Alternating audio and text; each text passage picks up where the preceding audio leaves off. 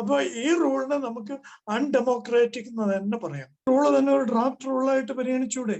അതുവരെ ഇവിടെ വേറെ സംവിധാനം ഉണ്ടായിരുന്നല്ലോ, ഇമെയിൽ വഴി ഫയൽ ചെയ്യാനുള്ള സംവിധാനം. ആരും ഇത് ഈ ഫയലിംഗ് വേണ്ടെന്ന് ആരും പറയുന്നില്ല. ഇത് ഭൂരിപക്ഷം അഡ്വക്കേറ്റ്സും ഇതിൽ ട്രെയിൻഡ് അല്ല. ഒരു ബെയിൽ അപ്ലിക്കേഷൻ ഫയൽ ചെയ്യാൻ പറ്റാത്തൊരവസ്ഥ, ഒരു അപ്പീൽ കൊടുക്കാൻ പറ്റാത്തൊരവസ്ഥ, ഒരു സൂട്ട് ഫയൽ ചെയ്തിട്ട് ഒരു ഇഞ്ചക്ഷൻ മേടിക്കാൻ പറ്റാത്ത, അവിടെ സംഭവിക്കുന്നത് എന്താ? അവിടെ നമ്മൾ പറഞ്ഞ ഈ ഡെമോക്രാറ്റിക് വയലേഷൻ മാത്രമല്ല, അവിടെ ജസ്റ്റിസ് പോലും ഡിനൈ ചെയ്യുന്ന ഒരവസ്ഥ വരികയാണ്. എനിക്ക് വളരെ ഈസി ആയിട്ട് ഒരു റിപ്പറ്റീഷനോ ബെയിൽ അപ്ലിക്കേഷനോ ഒരു അപ്പീലോ ഫയൽ ചെയ്യാൻ പറ്റില്ലെങ്കിൽ അതിനെ യൂസർ ഫ്രണ്ട്ലി എന്ന് എങ്ങനെ പറയാം? അപ്പോൾ അതുകൊണ്ട് തന്നെ ഈ രംഗത്ത് വരുന്ന നീതിന്യായ സംവിധാനവുമായി ബന്ധപ്പെട്ട് വരുന്ന എല്ലാ മാറ്റങ്ങളും അഭിഭാഷകര് അറിഞ്ഞുകൊണ്ടാണ് വരേണ്ടത്. സ്റ്റാറ്റ്യൂട്ടറി ബോഡി, ബാർ കൗൺസിൽ, അതുപോലെ അഭിഭാഷകരുടെ നിരവധി വേദികളുണ്ട്, അഭിഭാഷക അസോസിയേഷനുകളുണ്ട്. ഇതൊന്നുമായി ആലോചിക്കാതെ ഇത് നടപ്പാക്കാൻ വേണ്ടി ശ്രമിച്ചു എന്നുള്ളത് അഭിഭാഷകരുടെ ആത്മാഭിമാനത്തിന് നേരെയുള്ള വെല്ലുവിളിയാണ്. കോടതിയിൽ ഹൈക്കോടതിയുടെ ചട്ടങ്ങളുണ്ട്. ഇതെല്ലാം നിലനിൽക്കെ ഈ നിലയിൽ കൊണ്ടുവന്നിട്ടുള്ള റൂൾസിന്റെ ആ സോഴ്സ് ഓഫ് പവർ അടക്കമുള്ള നിരവധി പ്രശ്നങ്ങളുണ്ട്. പ്രായമായവർ, സീനിയേഴ്സ്, അവരെല്ലാം വർഷങ്ങളായി ഈ സംവിധാനത്തിന്റെ ഭാഗമായി സ്വന്തം ജീവിതത്തിൽ പലതും ത്യജിച്ച് അതിനുവേണ്ടി ജീവിതം രൂപപ്പെടുത്തി നടക്കുന്ന ഒരുപാട് ആൾക്കാരുണ്ട്. ഈ ഫയലിംഗ് ഒപ്പോസ് ചെയ്യുന്നത് സംഘടിതമായ ന്യൂനപക്ഷമാണെന്നാണോ താങ്കൾ പറയുന്നത്? ഇത് ആർക്ക് വേണ്ടി ചെയ്തേക്കുന്നത്? ഇത് ഈസ് ഓഫ് ഡൂയിങ് ബിസിനസ് ആണെങ്കിൽ ഇത് ease of doing business four ഹും? ഓഫീസിൽ കമ്പ്യൂട്ടർ ഉണ്ട്, എനിക്ക് സ്കാനർ ഉണ്ട്. ഇതില്ലാതെ ഒരു പെട്ടി വെച്ച് പ്രാക്ടീസ് ചെയ്യുന്ന വക്കീലന്മാരുണ്ട്. കോടതിയിൽ വന്നിട്ട് ആ പെട്ടി തുറന്ന് അതിനുള്ളിൽ അവന്റെ പുഷിഞ്ഞ വെള്ള ഷർട്ട് എടുത്തിട്ട് അതിന് മുകളിൽ അവന്റെ പഴയ ചുരുങ്ങിയ ബാൻഡ് ഒന്ന് വലിച്ചിട്ടിരുന്ന ഒരു പ്രാക്ടീസ് ചെയ്യുന്ന ഒരു വക്കീലുണ്ട്. Is a last man of the road. അയാളെയും കൂടെ റെപ്രസെന്റ് ചെയ്യാനുള്ള ബാധ്യത. 10 മണിക്ക് വരുന്ന ഒരു കക്ഷിക്ക് 12 മണിയാകുമ്പോഴത്തേക്ക് കരഞ്ഞുകൊണ്ട് കയറി വരുന്ന ഒരു കക്ഷിക്ക് 12 മണിയാകുമ്പോഴത്തേക്കും നമ്മൾ ഡ്രാഫ്റ്റ് ചെയ്ത് അതിന് നമ്പർ ഇട്ട് 1:45 ഉത്തരവ് വാങ്ങിച്ചു കൊടുത്ത് അവന്റെ കരച്ചിൽ നിർത്താൻ കഴിഞ്ഞിരുന്ന സ്ഥാപനമാണ് ഹൈക്കോടതി. ഈ ഫയലിംഗ് വരും, ഇന്നവിറ്റബിൾ ആണ്, വന്നേ തീരൂ, ഒരു കാലത്ത് വരും. വലിയ ബേസിക്സ് ഇന്നലെ മിനിങ്ങാമത്തെ ലിസ്റ്റ് നോക്കിയാൽ മതി. നമുക്കൊരു സെർച്ച് ഓപ്ഷൻ പോലും വ്യക്തമായിട്ടില്ല. അത് അഭിഭാഷകരുമായിട്ട് കൺസൾട്ട് ചെയ്ത് അതിൽ മാറ്റങ്ങൾ വരുത്തി ഇതെല്ലാം ക്ലിയർ ചെയ്ത് ഒരു 4, 5, 6 മാസങ്ങളെടുത്ത് ചെയ്താൽ അതുകൊണ്ട് എന്ത് തെറ്റാണ്, അല്ലെങ്കിൽ ആരുടെ ഈഗോ ആണ് അതുകൊണ്ട് ഹർട്ട് ചെയ്യുന്ന ഒറ്റ ഇഷ്യൂ ഉള്ളത്. ഒരു ദിവസം ആരോടും ചോദിക്കാണ്ട് ഒരു ദിവസം രാവിലെ ഇടുത്തി പോലെ അഭിഭാഷകരോട് പറയാം, നാളെ രാവിലെ 17-ാം തീയതി രാവിലെ നിങ്ങൾ ഫയൽ ചെയ്യേണ്ടത് ഈ ഫയലിംഗ് ആണ്. ഉണ്ടാവുന്നുണ്ട്. ബെയിൽ ആപ്ലിക്കേഷൻസിൽ നമ്മൾ അത് കൂടുതൽ കാണുന്നുണ്ട്. പലപ്പോഴും വീഡിയോ കോൺഫറൻസിങ്ങിലെല്ലാം ഇരിക്കുമ്പോൾ നമ്മൾ സ്ഥിരം കാണാത്ത ഹൈക്കോർട്ട് ലോയേഴ്സ്, സ്ഥിരമായിട്ട് ഹൈക്കോർട്ടിൽ അപ്പിയർ ചെയ്യാത്ത പല ലോയേഴ്സും അവരുടെ സ്റ്റേഷനിൽ ഇരുന്ന് തന്നെ നന്നായിട്ട് കേസ് പറയുന്നത് നമ്മൾ കാണുന്നുണ്ട്. നമുക്ക് ഒരു ഇൻസ്റ്റിറ്റ്യൂഷന്റെ ഭാഗമായിട്ട് വരുമ്പോൾ ഒരു ബുദ്ധിമുട്ട് എന്താണെന്ന് വെച്ച് കഴിഞ്ഞാൽ ചില കാര്യങ്ങൾ സമയത്ത് ചെയ്തു പോകണം. ഞാൻ ഒരിക്കലും പറയുന്നില്ല അസോസിയേഷനോട് ചോദിക്കാതെ ഇത് ചെയ്യാൻ പാടില്ലായിരുന്നു എന്ന് പറയുന്നത്. ഒരിക്കലും ഒരു ഗിൽഡിന്റെ ഒരു പ്രൊഫഷന്റെ ഭാഗമായിട്ട്, ഒരു ഗിൽഡിന്റെ ഭാഗമായിട്ട് നിൽക്കുമ്പോൾ പറയാൻ കൊള്ളാവുന്ന ഒരു കാര്യമല്ല. പക്ഷെ നമ്മൾ ചെയ്യേണ്ടിയിരുന്നത് എന്റെ അഭിപ്രായത്തിൽ വോളണ്ടിയർ ചെയ്ത് തന്നെ ഇതിനെ കൂടുതൽ സുഗമമാക്കുകയാണ് വേണ്ടിയിരുന്നത്. ായിട്ട് കൊണ്ടുവരാമായിരുന്നു. പക്ഷെ അതിന് പകരം പെട്ടെന്നൊരു അല്ലെങ്കിൽ ഒരു കാര്യം ചെയ്യാമായിരുന്നു. അഡ്വക്കേറ്റ്സിനെ കോൺഫിഡൻസിൽ എടുക്കാൻ വേണ്ടിയിട്ട് താൽക്കാലികമായിട്ട് വെക്കേഷന്റെ ടൈമിൽ എല്ലാ ഫയലിങ്ങും ഈ ഫയൽ പ്രോസസ്സിൽ തന്നെ പോട്ടെ. അതിനുശേഷം എത്ര കേസുകൾ ഉണ്ടായിരുന്നു നിങ്ങൾ വെക്കേഷനിൽ നോക്കണം. അസോസിയേഷൻ ഇത് ശരിക്കും പറഞ്ഞു കഴിഞ്ഞാൽ ഒരു ഫെസിലിറ്റേറ്റർ ആണ്. അല്ലാതെ അസോസിയേഷൻ ശരിക്ക് there is no ego. Ego is only for the human beings, and that is huge for the lawyers as well, including me, I am saying. Therefore, the association should necessarily wipe off the egos and then make sure that the human resources are trained to be.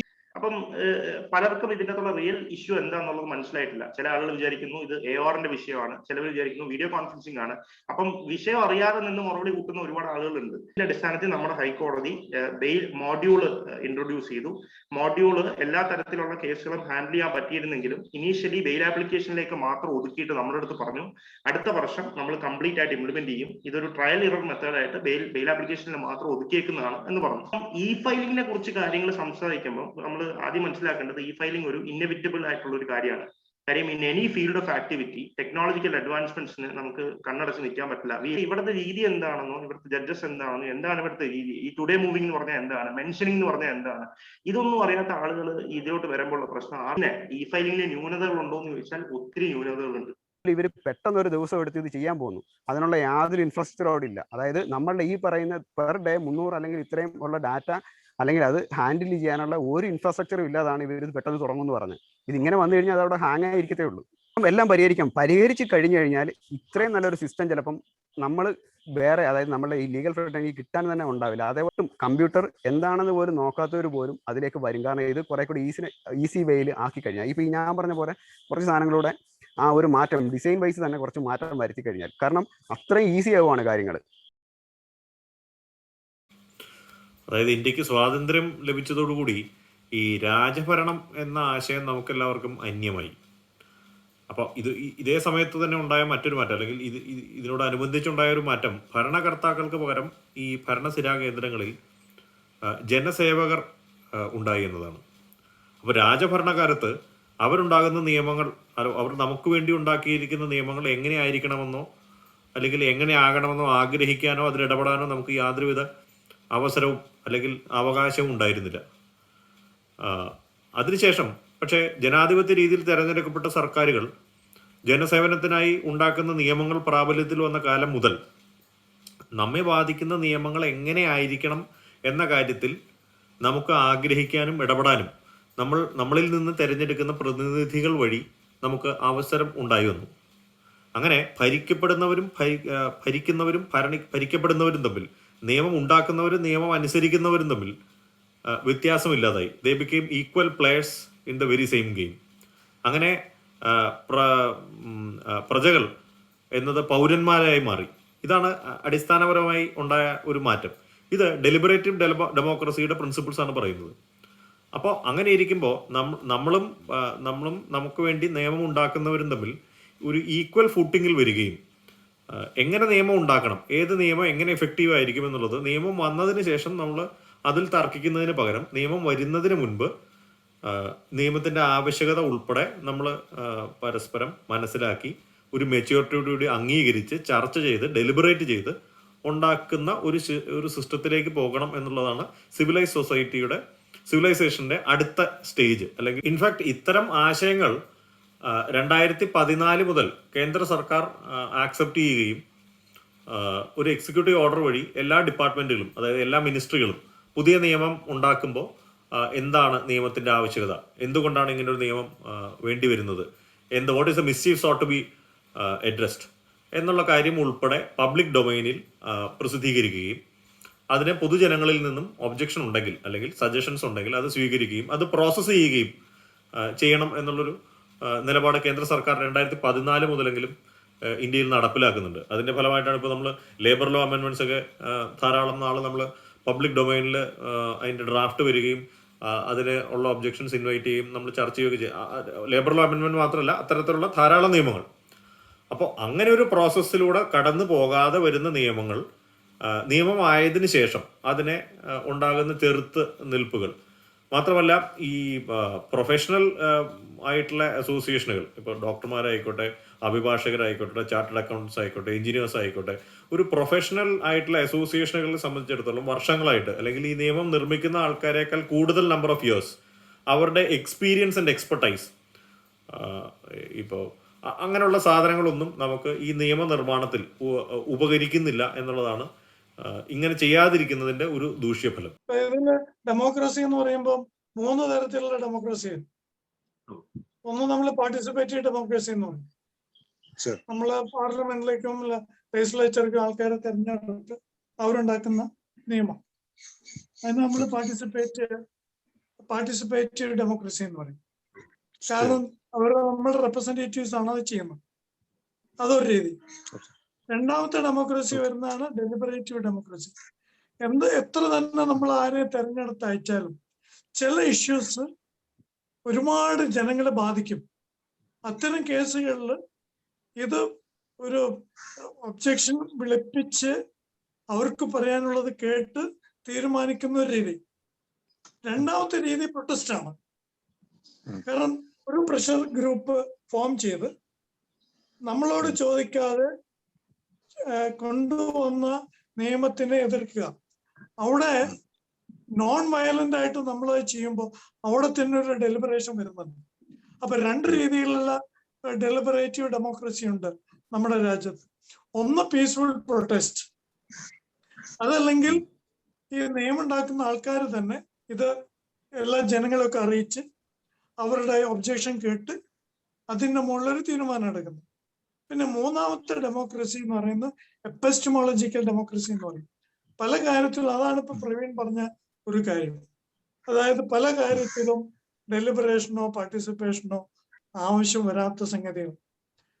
ഒരു ഉദാഹരണം പറയുകയാണെങ്കിൽ നമ്മുടെ കോടതികളിലെ judgement പറയുന്നു ഒരവസ്ഥ, അത് ഡെലിബറേറ്റീവ് ഡെമോക്രസിയും അല്ല, participative democracy അല്ല. പല സമയത്തും നമ്മൾ പറയാറുണ്ട് ജഡ്ജിമാരെ തിരഞ്ഞെടുക്കുന്നതല്ല, ജഡ്ജിമാരെ അവിടെ നിന്ന് നിയമം ഉണ്ടാക്കുന്നുണ്ട്. പക്ഷെ ആ നിയമം ഉണ്ടാക്കുന്നത് പാർട്ടിസിപ്പേറ്റീവ് ഡെമോക്രസി അല്ലെങ്കിൽ ഡെലിബറേറ്റീവ് ഡെമോക്രസി വെച്ച് നോക്കുകയാണെങ്കിൽ അത് തെറ്റാണ്. പക്ഷെ എന്നാലും നമ്മളത് അംഗീകരിക്കുന്നുണ്ട്. അതിന് കാരണം എന്താ വെച്ചാൽ നമ്മൾ എപ്പിസ്റ്റമിക് ഡെമോക്രസിനെ നമ്മൾ അംഗീകരിക്കുന്നുണ്ടാണ്. നമ്മുടെ രാജ്യത്ത് കോൺസ്റ്റിറ്റ്യൂഷനിൽ തന്നെ ഈ വാക്കൊന്നും കോൺസ്റ്റിറ്റ്യൂഷനിൽ കാണുന്നില്ലെങ്കിലും ആ രീതിയിലാണ് കോൺസ്റ്റിറ്റ്യൂഷൻ വർക്ക് ചെയ്യുന്നത്. പക്ഷെ ഇവിടെ ഇതൊരു എപ്പിസ്റ്റമിക് ഡെമോക്രസിന്റെ ഒരു രീതിയിൽ വരില്ല. കാരണം എന്താ വെച്ചാൽ ഇവിടെ ഇത് കൂട്ടായിട്ട് തീരുമാനിക്കേണ്ട ഒരു കാര്യമാണ്. ഓരോരുത്തരുടെയും ഡിഫിക്കൽട്ടി അവർക്ക് അറിയുള്ളൂ. ഇവിടെ ജഡ്ജിമാരുടെ മുമ്പിൽ പോയിട്ട് ആർഗ്യുമെന്റ് ഇവിടെ നടക്കുന്നില്ല. സാധാരണ എപ്പിസ്റ്റമിക് ഡെമോക്രസിയിലെ പോലെ ജഡ്ജിമാരുടെ രണ്ട് സൈഡ് ഒന്നും ആർഗ്യൂ ചെയ്യുന്നില്ല. പിന്നെ പറയാവുന്ന ഒരു കാര്യം ഞാൻ കേട്ടതാണ്, എനിക്ക് അറിഞ്ഞുകൂടാ. ഈ റൂൾസ് കമ്മിറ്റിയിൽ ലോയേഴ്സ് ഉണ്ട്. അതുകൊണ്ട് ലോയേഴ്സിനും കൂടി ഉൾപ്പെടുത്തി അവരുടെയും കൂടി അഭിപ്രായം അറിഞ്ഞുകൊണ്ട് വരുത്തിയിട്ടുള്ള റൂളാണ്. അതുകൊണ്ട് അവിടെ ഡെമോക്രാറ്റിക്കൽ ആണ് എന്ന് വേണമെങ്കിൽ പേരിന് പറയാം. പക്ഷെ അവിടെ ഒരു കാര്യം എന്താന്ന് വെച്ചാൽ ഇവരാരും നമ്മൾ തിരഞ്ഞെടുക്കുന്നതല്ല. ബാർ കൗൺസിലോ അല്ലെങ്കിൽ ബാർ അസോസിയേഷനോ തെരഞ്ഞെടുത്ത ആൾക്കാരല്ല റൂൾസ് കമ്മിറ്റിയിലുള്ളത്. അവര് വേറെ രീതിയിൽ തിരഞ്ഞെടുക്കപ്പെട്ട ആൾക്കാരാണ്. അപ്പൊ അവര് നമ്മുടെ റെപ്രസെന്റേറ്റീവ്സ് ആണ് എന്ന് പറയാൻ പറ്റില്ല. അതായത് ലോയേഴ്സിന്റെ റെപ്രസെന്റേറ്റീവ്സ് ആണെന്ന് പറയാൻ പറ്റില്ല. അപ്പൊ പാർട്ടിസിപ്പേറ്റീവ് ഡെമോക്രസി ഇല്ല അവിടെ. ഡെലിബറേറ്റീവ് ഡെമോക്രസി ഇല്ല. കാരണം ഇത് പബ്ലിക് ഡൊമൈൻ, ഇപ്പൊ മനു പറഞ്ഞ മാതിരി പബ്ലിക് ഡൊമൈനിലോ അല്ലെങ്കിൽ പേപ്പറിലോ ഒന്നും പബ്ലിഷ് ചെയ്ത് ഒബ്ജക്ഷൻ വിളിച്ച് ഒബ്ജക്ഷൻ കേട്ട് തീരുമാനിക്കുന്ന ഒരു സംഗതിയല്ല. അപ്പൊ ഡെലിബറേറ്റീവ് ഡെമോക്രസി അവിടെ വന്നില്ല. എപ്പിസ്റ്റമിക് ഡെമോക്രസിയും അല്ല. കാരണം ഇവരുടെ മുമ്പിൽ പോയിട്ട് ആരും ആർഗ്യൂ ചെയ്തിട്ടില്ല. നിയമപ്രകാരം ഒരു തീരുമാനം ആരും എടുത്തിട്ടുമില്ല. ഒരു സിമ്പിൾ അഡ്മിനിസ്ട്രേറ്റീവ് സൈഡിൽ ഇരുന്ന് ഒരു റൂൾ ഉണ്ടാക്കുന്നു. ആ റൂൾ ഉണ്ടാക്കുമ്പോൾ സ്റ്റേക്ക് ഹോൾഡേഴ്സിന്റെ കക്ഷികള്, ലോയേഴ്സ്, ഇത്രയും സ്റ്റേക്ക് ഹോൾഡേഴ്സിന്റെ അവർക്ക് പറയാനുള്ളത്, അവരുടെ വിഷമങ്ങൾ പറയാനോ ഡെലിബറേറ്റീവ് അവസരം കിട്ടിയിട്ടില്ല. അപ്പൊ എന്റെ അഭിപ്രായത്തിൽ ഇത് ഡെലിബറേറ്റീവ് ഡെമോക്രസിന്റെ ലംഘനം തന്നെയാണ്. മറ്റേ രണ്ട് ഡെമോക്രസി വരുന്നില്ല. അത് ചെയ്യേണ്ടതായിരുന്നു. അപ്പൊ ഈ റൂളിനെ നമുക്ക് അൺഡെമോക്രാറ്റിക് എന്ന് തന്നെ പറയാം. സാർ ഒരു സംശയം ചോദിച്ചോട്ടെ. ഈ മറ്റൊരു ആശയം ഇവിടെ പൊങ്ങി വരുന്നത്, anyway the rule has come, ഇനി ഈ റൂൾ വിഡ്രോ ചെയ്തതിന് ശേഷം രണ്ടാമത് ചർച്ച ചെയ്തതിന് ശേഷം മാത്രമേ കൊണ്ടുവരാവൂ എന്ന് പറയുന്നത് ഈസ് നോട്ട് പ്രാക്ടിക്കൽ. അതുകൊണ്ട് ഇതിന് എന്തൊക്കെയാണോ ദൂഷ്യങ്ങൾ, ആ ദൂഷ്യങ്ങൾ ഇപ്പൊ നമുക്ക് പരിഹരിക്കാനായിട്ടുള്ള നടപടികളുമായി മുന്നോട്ട് പോകാം എന്നൊരു ആശയം കൂടി വരുന്നുണ്ട്. സാർ അതിനെ കുറിച്ച് എന്താ പറയുന്നത്? അതന്നെ എനിക്ക് പറയാനുള്ളത്. ഈ റൂള് തന്നെ ഒരു ഡ്രാഫ്റ്റ് റൂളായിട്ട് പരിഗണിച്ചൂടെ? അതുവരെ ഇവിടെ വേറെ സംവിധാനം ഉണ്ടായിരുന്നല്ലോ. ഇമെയിൽ വഴി ഫയൽ ചെയ്യാനുള്ള സംവിധാനം. ആരും ഇത് ഈ ഫയലിംഗ് വേണ്ടെന്ന് ആരും പറയുന്നില്ല. അത് എല്ലാവർക്കും ഗുണം ചെയ്യുമെങ്കിൽ, പ്രത്യേകിച്ച് പാൻഡമിക് സിറ്റുവേഷനിൽ ഈ ഫയലിംഗ് ആയിക്കൂടെ? അതിന് കടമെടുത്താൻ പിടിക്കുന്ന എന്തിനാ? ഇതിപ്പം പബ്ലിഷ് ചെയ്തിട്ടുള്ള ഡ്രാഫ്റ്റ് റൂളായിട്ട് പരിഗണിക്കുക. അതുവരെ ഇമെയിൽ ഫയലിംഗ് നടത്തുക, എന്നിട്ട് കേൾക്കാനുള്ളവരെ കേൾക്കുക. ഇത് മുഴുവൻ റെക്ടിഫൈ ചെയ്യേണ്ട കാര്യങ്ങൾ റെക്ടിഫൈ ചെയ്യുക. റെക്ടിഫൈ ചെയ്തതിന് ശേഷം നടപ്പാക്കിക്കോട്ടെ. ഇത് ഭൂരിപക്ഷം അഡ്വക്കേറ്റ്സും ഇതിൽ ട്രെയിൻഡ് അല്ല. ഈ അവസ്ഥയില് ക്ലർക്സും ട്രെയിൻഡ് അല്ല. ഇപ്പോഴത്തെ അവസ്ഥയില് നമ്മൾ വേറെ എവിടെയെങ്കിലും കിട്ടിയിട്ട് ഒരു ഹെൽപ്പ് കിട്ടുക എന്ന് പറഞ്ഞാൽ അത് അസാധ്യമാണ്. അപ്പോ നല്ലൊരു ശതമാനം ആൾക്കാർക്ക് പ്രാക്ടീസ് ചെയ്യാൻ പറ്റാത്തൊരവസ്ഥ വരും. രണ്ടാമത്തെ കാര്യം, മൊഫ്സിൽ കോടതിന്റെ അവസ്ഥ ഒന്നും എടുക്കുക. നമ്മളിപ്പോ ഹൈക്കോടതിന് മാത്രമേ പറയുന്നുള്ളൂ. പല സ്ഥലത്തും കണക്ടിവിറ്റി ഇല്ല, പല സ്ഥലത്തും ഇത് ചെയ്യാൻ സാധിക്കില്ല. പീരുമേട്, കട്ടപ്പന, പീരുമേട് കോടതി ഇരിക്കുന്ന ഒരു കുന്നിന്റെ മുകളിലാണ്. അവിടെ ഞാൻ അനുഭവിച്ചിട്ടുള്ള, അവിടെ പോയിട്ട് അവിടെ കണക്ടിവിറ്റി പോലും ഒന്നും ഇല്ലാത്തൊരു സ്ഥലം. അവരെങ്ങനെ ഈ മേടുകൾ വെച്ചിട്ട് അവരെങ്ങനെ കേസ് ഫയൽ ചെയ്യും? സാധാരണക്കാരൻ എങ്ങനെ കേസ് ഫയൽ ചെയ്യും? ഇപ്പോൾ പാർട്ടി ഇൻ പേഴ്സൺ ആണെങ്കിൽ തന്നെ. അപ്പൊ നമ്മൾ നിഷേധിക്കുന്ന ജസ്റ്റിസ് ആണ് അവിടെ. ഒരു ബെയിൽ അപ്ലിക്കേഷൻ ഫയൽ ചെയ്യാൻ പറ്റാത്തൊരവസ്ഥ, ഒരു അപ്പീൽ കൊടുക്കാൻ പറ്റാത്തൊരവസ്ഥ, ഒരു സൂട്ട് ഫയൽ ചെയ്തിട്ട് ഒരു ഇഞ്ചക്ഷൻ മേടിക്കാൻ പറ്റാത്ത. അവിടെ സംഭവിക്കുന്നത് എന്താ? അവിടെ നമ്മൾ പറഞ്ഞ ഈ ഡെമോക്രാറ്റിക് വയലേഷൻ മാത്രമല്ല, അവിടെ ജസ്റ്റിസ് പോലും ഡിനൈ ചെയ്യുന്ന ഒരവസ്ഥ വരികയാണ്. ഇപ്പോഴത്തെ റൂള് യൂസർ ഫ്രണ്ട്ലി ആണോ? ഇത് പകുതിയും പകുതിയാണ്. ഒരു ഭാഗത്ത് പറയുന്നു പിന്നെ ഈ ഫയലിംഗ് എന്ന് പറയും, ഫയൽ ചെയ്ത് കഴിഞ്ഞാൽ അത് ഡിഫക്റ്റ് ആക്കി കഴിഞ്ഞാൽ പിന്നെ എന്ത് ചെയ്യണം? അപ്പൊ നമ്മള് പിന്നെ അപ്പൊ ഡെസ്കിൽ പോണ്ടേ? കാരണം അടുത്ത റൂള് പറയുന്നത് ആർക്കെങ്കിലും ഈ ഡിഫക്റ്റ് ക്യൂർ ചെയ്യണം എന്ന് പറഞ്ഞ മെസ്സേജ് കിട്ടിയിട്ടില്ലെങ്കിൽ അതിനെ രജിസ്റ്റർ ചെയ്യുന്ന കുറ്റം പറയാൻ പാടില്ല. പിന്നെ ആരെയും കുറ്റം പറയേണ്ടത്? ഒരു കേസ് ഫയൽ ചെയ്തതിന്റെ ശേഷം ആ കേസ് ഫയൽ ചെയ്ത് കഴിഞ്ഞാൽ അത് പരിഗണിക്കേണ്ട ആൾക്കാരിലെ ഡിഫക്റ്റ് പറയേണ്ടത്. ആ ഡിഫക്റ്റ് എന്താന്ന് എനിക്ക് അറിഞ്ഞില്ലെങ്കിൽ ഞാൻ അതെങ്ങനെ പരിഹരിക്കും? അവിടെ ഒരു ഡിഫിക്കൽട്ടി വന്നു. ഇതിനാണ് യൂസർ ഫ്രണ്ട്ലി എന്ന് പറയുന്നത്. യൂസർ ഫ്രണ്ട്ലി ആവുന്ന എപ്പോഴാ? നിങ്ങളൊരു മേഡുകൾ ഉണ്ടാക്കുന്നു, അവിടെ ആവശ്യപ്പെട്ടതെല്ലാം ഞാൻ കൊടുക്കുന്നു, ഓൺലൈൻ ഡോക്യുമെന്റ്സും അപ്ലോഡ് ചെയ്യുന്നു. അത് കഴിഞ്ഞാൽ അവസാനം ഇത് സബ്മിറ്റ് ചെയ്യുമ്പോൾ അത് കറക്റ്റ് ആണെങ്കിൽ എന്റെ ഭാഗത്തുനിന്ന് ചെയ്യേണ്ടതൊക്കെ ഞാൻ ചെയ്തു. അപ്പൊ ഫയലിംഗ് ആയി. പിന്നെ പറയുന്ന ഡിസ്ക്വാളിഫിക്കേഷൻ ആണ്. ഒരു റിട്ട് പെറ്റീഷൻ മെയിൻറ്റൈനബിൾ അല്ല, അതല്ലെങ്കിൽ അപ്പീൽ മെയിൻറ്റൈനബിൾ അല്ല, CRP ആണ് കൊടുക്കേണ്ടത്. ഇതൊക്കെ കമ്മ്യൂണിക്കേറ്റ് ചെയ്യണ്ടേ? കമ്മ്യൂണിക്കേറ്റ് ചെയ്യാൻ എത്ര വിഷമമുണ്ടോ? ഇമെയിൽ വഴി കമ്മ്യൂണിക്കേറ്റ് ചെയ്താൽ പോരെ? എല്ലാവരും അവരുടെ ഇമെയിൽ ID കൊടുക്കുന്നുണ്ട്. ഉടനെ തന്നെ കമ്മ്യൂണിക്കേറ്റ് ചെയ്ത് കഴിഞ്ഞാൽ ക്യൂർ ചെയ്യേണ്ടവർക്ക് ക്യൂർ ചെയ്യാം. ഇതൊന്നും ചെയ്യാതെ ഇതിലൊന്നും പിന്നെ രജിസ്ട്രിക്കോ ഒരു ഉത്തരവാദിത്വം ഉണ്ടാവില്ല എന്ന് പറയുന്നത് അത് ഡെമോക്രാറ്റിക് ആണോ? അത് യൂസർ ഫ്രണ്ട്ലി ആണോ? എനിക്ക് വളരെ ഈസി ആയിട്ട് ഒരു റിപ്പറ്റീഷനോ ബെയിൽ അപ്ലിക്കേഷനോ ഒരു അപ്പീലോ ഫയൽ ചെയ്യാൻ പറ്റില്ലെങ്കിൽ അതിനെ യൂസർ ഫ്രണ്ട്ലി എന്ന് എങ്ങനെ പറയാം? യൂസർ ഫ്രണ്ട്ലി ആയിട്ടുള്ള ഒരു ഈ ഫയലിങ്ങും ആരും എതിർക്കില്ല. ഞാൻ കഴിഞ്ഞ പ്രാവശ്യത്തെ ആ മീറ്റിങ്ങിൽ ഞാൻ പങ്കെടുത്താണ്. കാരണം അന്ന് പലരും ഒബ്ജക്ട് ചെയ്തത് ഇത് ഫയലിംഗ് ആവാം, ഇമെയിൽ കൂടെ ഫയൽ ചെയ്തോട്ടെ. പക്ഷെ അതിന് പകരം ഇപ്പൊ എന്താ ചെയ്ത്? ഇപ്പൊ ഫിസിക്കൽ ഫയലിംഗ് എന്ന് പറഞ്ഞു. എത്ര ആൾക്ക് ഇപ്പൊ ഫിസിക്കൽ ഫയലിംഗ് ചെയ്യാൻ പറ്റും? ഇപ്പോഴത്തെ അവസ്ഥ അങ്ങനെയാണോ? ഫിസിക്കൽ ഫയലിംഗ് ചെയ്യാൻ പറ്റുന്ന അവസ്ഥയാണോ? ഇപ്പൊ എന്താ ചെയ്യേണ്ടിയിരുന്നത്? ഇതെല്ലാം ഡെലിബറേറ്റില് പഴയ പ്രകാരം തന്നെ ഇമെയിലായിട്ട് നമ്മൾ അത് PDF ഫയലാക്കി അയച്ചു കൊടുക്കുക.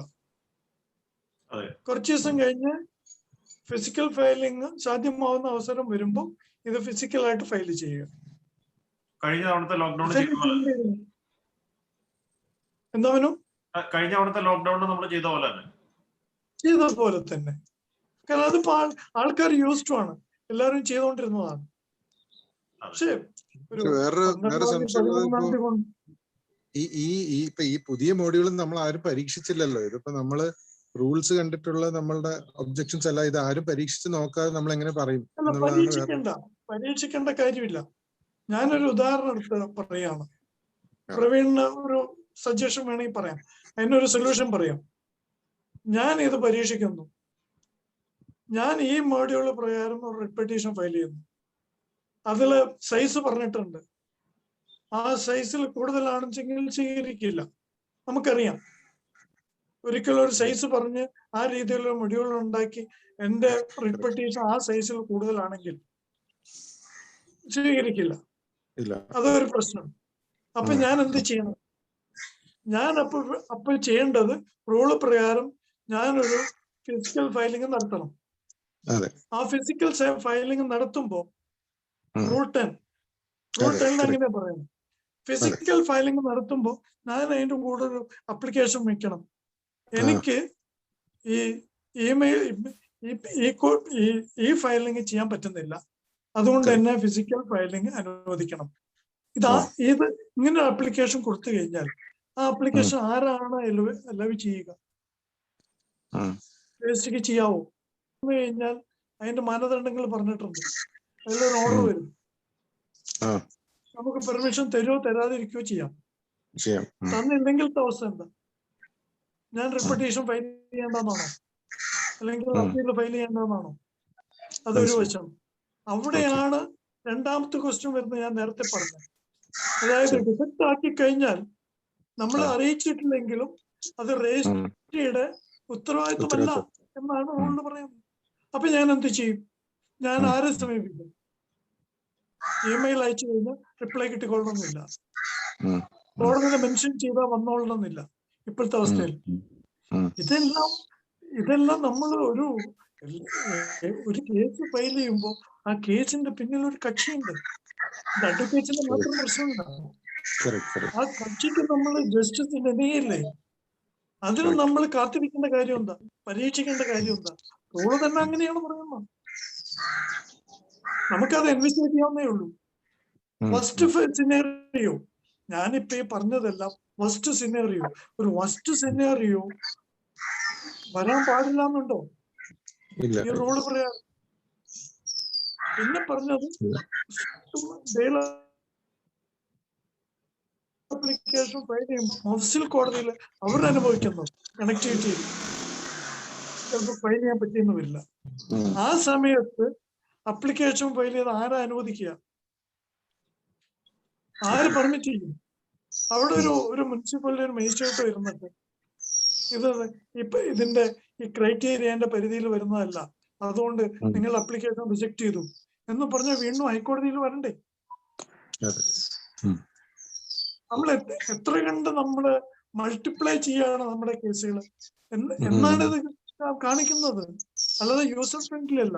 യൂസർ ഫ്രണ്ട്ലി ആയിട്ടുള്ള ഒരു കാര്യം ചെയ്യുമ്പോൾ ആരും അതിനെതിരില്ല. ഭാവിയിൽ ഇനി ഉണ്ടാക്കുന്ന റൂൾ മേക്കിംഗ് പവർ എക്സർസൈസ് ചെയ്യുമ്പോൾ ഇങ്ങനെ ഒരു ഒബ്ജക്ഷൻ വിളിച്ച് ഇതിന്റെ ഡെലിബറേഷൻ വേണമെന്നുള്ളതിന് എന്തെങ്കിലും ഒരു സ്റ്റാറ്റ്യൂട്ടറി ആയിട്ടുള്ള റിക്വയർമെന്റ് ആക്കി മാറ്റാനായിട്ട് എന്തെങ്കിലും സജഷൻ ഹൈക്കോർട്ട് ആക്ട് അമെന്റ് ചെയ്യണം. ഇവിടെ വേറൊരു പ്രശ്നം കൂടെയുണ്ട്. അപ്പൊ റൂൾ ഉണ്ടാക്കിയത് നോക്കിയോ? അത് ചെയ്തിരിക്കുന്ന ആർട്ടിക്കിൾ 225 ആർട്ടിക്കിൾ 227 അനുസരിച്ചാണ്. പക്ഷേ നമുക്കുള്ളത് ഹൈക്കോർട്ട് റൂൾസ് ആണ്. ഹൈക്കോർട്ട് റൂൾസ് വരുന്നത് ഹൈക്കോർട്ട് ആക്ടിന്റെ പരിധിയിലാണ്. ഹൈക്കോർട്ട് ആക്ടും ഹൈക്കോർട്ട് റൂൾസും ഇതുവരെ അമെന്റ് ചെയ്തിട്ടില്ല. Manu, what I feel is I understand your query. I understand why this has come in a hasn't merit. ഒരു ഫാസ്റ്റ് ആയിട്ട് 2000 ഈ റൂൾസ് വന്നു, ഈ ഫയലിംഗ് റൂൾസ് വന്നു എന്നുള്ളത്. But then nobody can be blamed for two reasons. I'll say when bail application the e-filing തുടങ്ങിയിട്ട് കുറച്ച് നാളായി അല്ലേ? ഇനി ഈ this will go on for some more time. This will go on. ഇങ്ങനെ e-filing ഇല്ലാതെ urgent matters at least e-filing ഇല്ലാതെ ചിലപ്പോൾ കോടതിയിൽ എത്തിക്കാൻ പറ്റാത്ത സാഹചര്യങ്ങൾ വരും. പിന്നെ വന്ന രീതിയിൽ ചെറിയ എനിക്കൊരു ഡിഫിക്കൽട്ടി ടു അക്സെപ്റ്റ് തോന്നുന്നത് എന്താ വെച്ച് കഴിഞ്ഞാൽ ഇതിന്റെ ഫിസിക്കൽ ഫയലിംഗ് ഒറ്റയടിക്ക് വാനിഷ് ചെയ്തോണ്ട് വൈപ്പ് ഔട്ട് ചെയ്തോണ്ട് വന്നതിൽ ചിലപ്പോൾ ഒരു കൺഫ്യൂഷൻ ഉണ്ടാവും. അത് ചിലപ്പോൾ അർജന്റ് മാറ്റേഴ്സ് തന്നെ പലപ്പോഴും ഫയൽ ചെയ്യാൻ പറ്റാത്ത സിറ്റുവേഷനിൽ എങ്ങനെ ഇത് ഫയൽ ചെയ്യണം എന്നുള്ള സിറ്റുവേഷൻസ് അറിയാതെ ലോയേഴ്സിന് ഒരു ബുദ്ധിമുട്ട് വരാം. പക്ഷേ നമ്മൾ കാണേണ്ട ഒരു കാര്യം എന്താ വെച്ച് കഴിഞ്ഞാൽ 2020 മുതൽ മാർച്ച് 2020 മുതൽ നമ്മുടെ കോർട്സ് എല്ലാം പലപ്പോഴും ലോക്ക്ഡൌണിന്റെ സിറ്റുവേഷനിൽ വർക്ക് ചെയ്തപ്പോൾ പലപ്പോഴും പല മൊഡ്യൂൾസ് ആണ്. ഇപ്പൊ ഡൽഹി ഹൈക്കോർട്സിന്റെ ഇതെടുത്ത് കഴിഞ്ഞാൽ ആദ്യം ഒരു മൊഡ്യൂൾ കൊണ്ടുവന്നു, ഇറ്റ് വാസ് നോട്ട് വർക്കിംഗ്. അപ്പൊ പുതിയൊരു മൊഡ്യൂൾ കൊണ്ടുവന്നു. പിന്നെ ഇ ഫയലിംഗും അതിന്റെ കൂട്ടത്തിൽ തന്നെ ഫിസിക്കൽ ഫയലിംഗും കൊണ്ടുവന്നു. പിന്നെ ഇ ഫയലിംഗ് ചില മാറ്റേഴ്സിന് ഇ ഫയലിംഗ് ആക്കി. എന്നിട്ട് ആൾക്കാരെ എല്ലാം ട്രെയിൻ ചെയ്തു. ലോയേഴ്സിനെ, I'm not saying about the litigants, ലോയേഴ്സിനെ ട്രെയിൻ ചെയ്തു, അവർക്ക് കംഫർട്ടബിൾ ആക്കി. അതിന്റെ ഫെയിലിയർ, സിസ്റ്റത്തിന്റെ ഫെയിലിയർ ഉണ്ടായിരുന്നത് കുറേശ്ശെ കുറച്ചുകൊണ്ടുവന്നു. അവിടെ ഇ ഫയലിംഗ് ഇതിനു മുമ്പേ തുടങ്ങിയിട്ടുണ്ട്. നമ്മൾ മനസ്സിലാക്കേണ്ട ഒരു കാര്യം 2013 മുതലുള്ള പ്രോസസ് ആയിരുന്നു ഡൽഹി ഹൈക്കോടതി. സുപ്രീം കോടതിയിൽ പക്ഷെ അങ്ങനെയല്ല സംഭവിച്ചത്. സുപ്രീം കോടതിയിൽ റൂൾസ് എല്ലാം വന്നിരുന്നെങ്കിൽ കൂടി, ആ കമ്മിറ്റി എല്ലാം കൂടിയിരുന്നെങ്കിൽ പോലും സുപ്രീം കോടതി പെട്ടെന്നാണ് സ്വിച്ച് ഇട്ട പോലെയാണ് സുപ്രീം കോടതി ഇ ഫയലിംഗ് മോഡിലേക്ക് പോകാനുള്ള കാര്യം ലോക്ക്ഡൌൺ തന്നെയായിരുന്നു. അതില് സുപ്രീം കോടതി ചെയ്തതെന്ന് വെച്ചാൽ ആദ്യം തന്നെ ഇ ഫയലിംഗ് മൊഡ്യൂളിനെ കുറിച്ച് ക്ലാസ്സസ് കൊണ്ടുവരും. ക്ലാസ്സസ് അവിടെ ഒരു സിസ്റ്റം, ഒരു ചെറിയ വ്യത്യാസമുണ്ട്. അഡ്വക്കേറ്റ് ഓൺ റെക്കോർഡിന്റെ റെക്കോർഡ്സ് ആണ് അവിടെ ഫയലിംഗ് ഉള്ളൂ. അതിന്റെ ഒരു വ്യത്യാസം അവിടെയുണ്ട്. അതുകൊണ്ട് തന്നെ അവിടെ ഫയലിംഗ് AORമാരെ ട്രെയിൻ ചെയ്തു. AORമാരെ ട്രെയിൻ ചെയ്തതിന്റെ കൂട്ടത്തിൽ തന്നെ ക്ലർക്കുമാരെയും ട്രെയിൻ ചെയ്തു. അത് നമ്മൾ മനസ്സിലാക്കേണ്ടത്. ക്ലർക്സിനും കൂടി ക്ലാസ്സസ് കൊടുത്തു. അസോസിയേഷനും AOR അസോസിയേഷനും കൊടുത്തു. ഞാൻ പറയുന്നത് സുപ്രീം കോടതി ഇതിൽ കൊളാബറേറ്റ് ചെയ്താണ് ചെയ്തത്.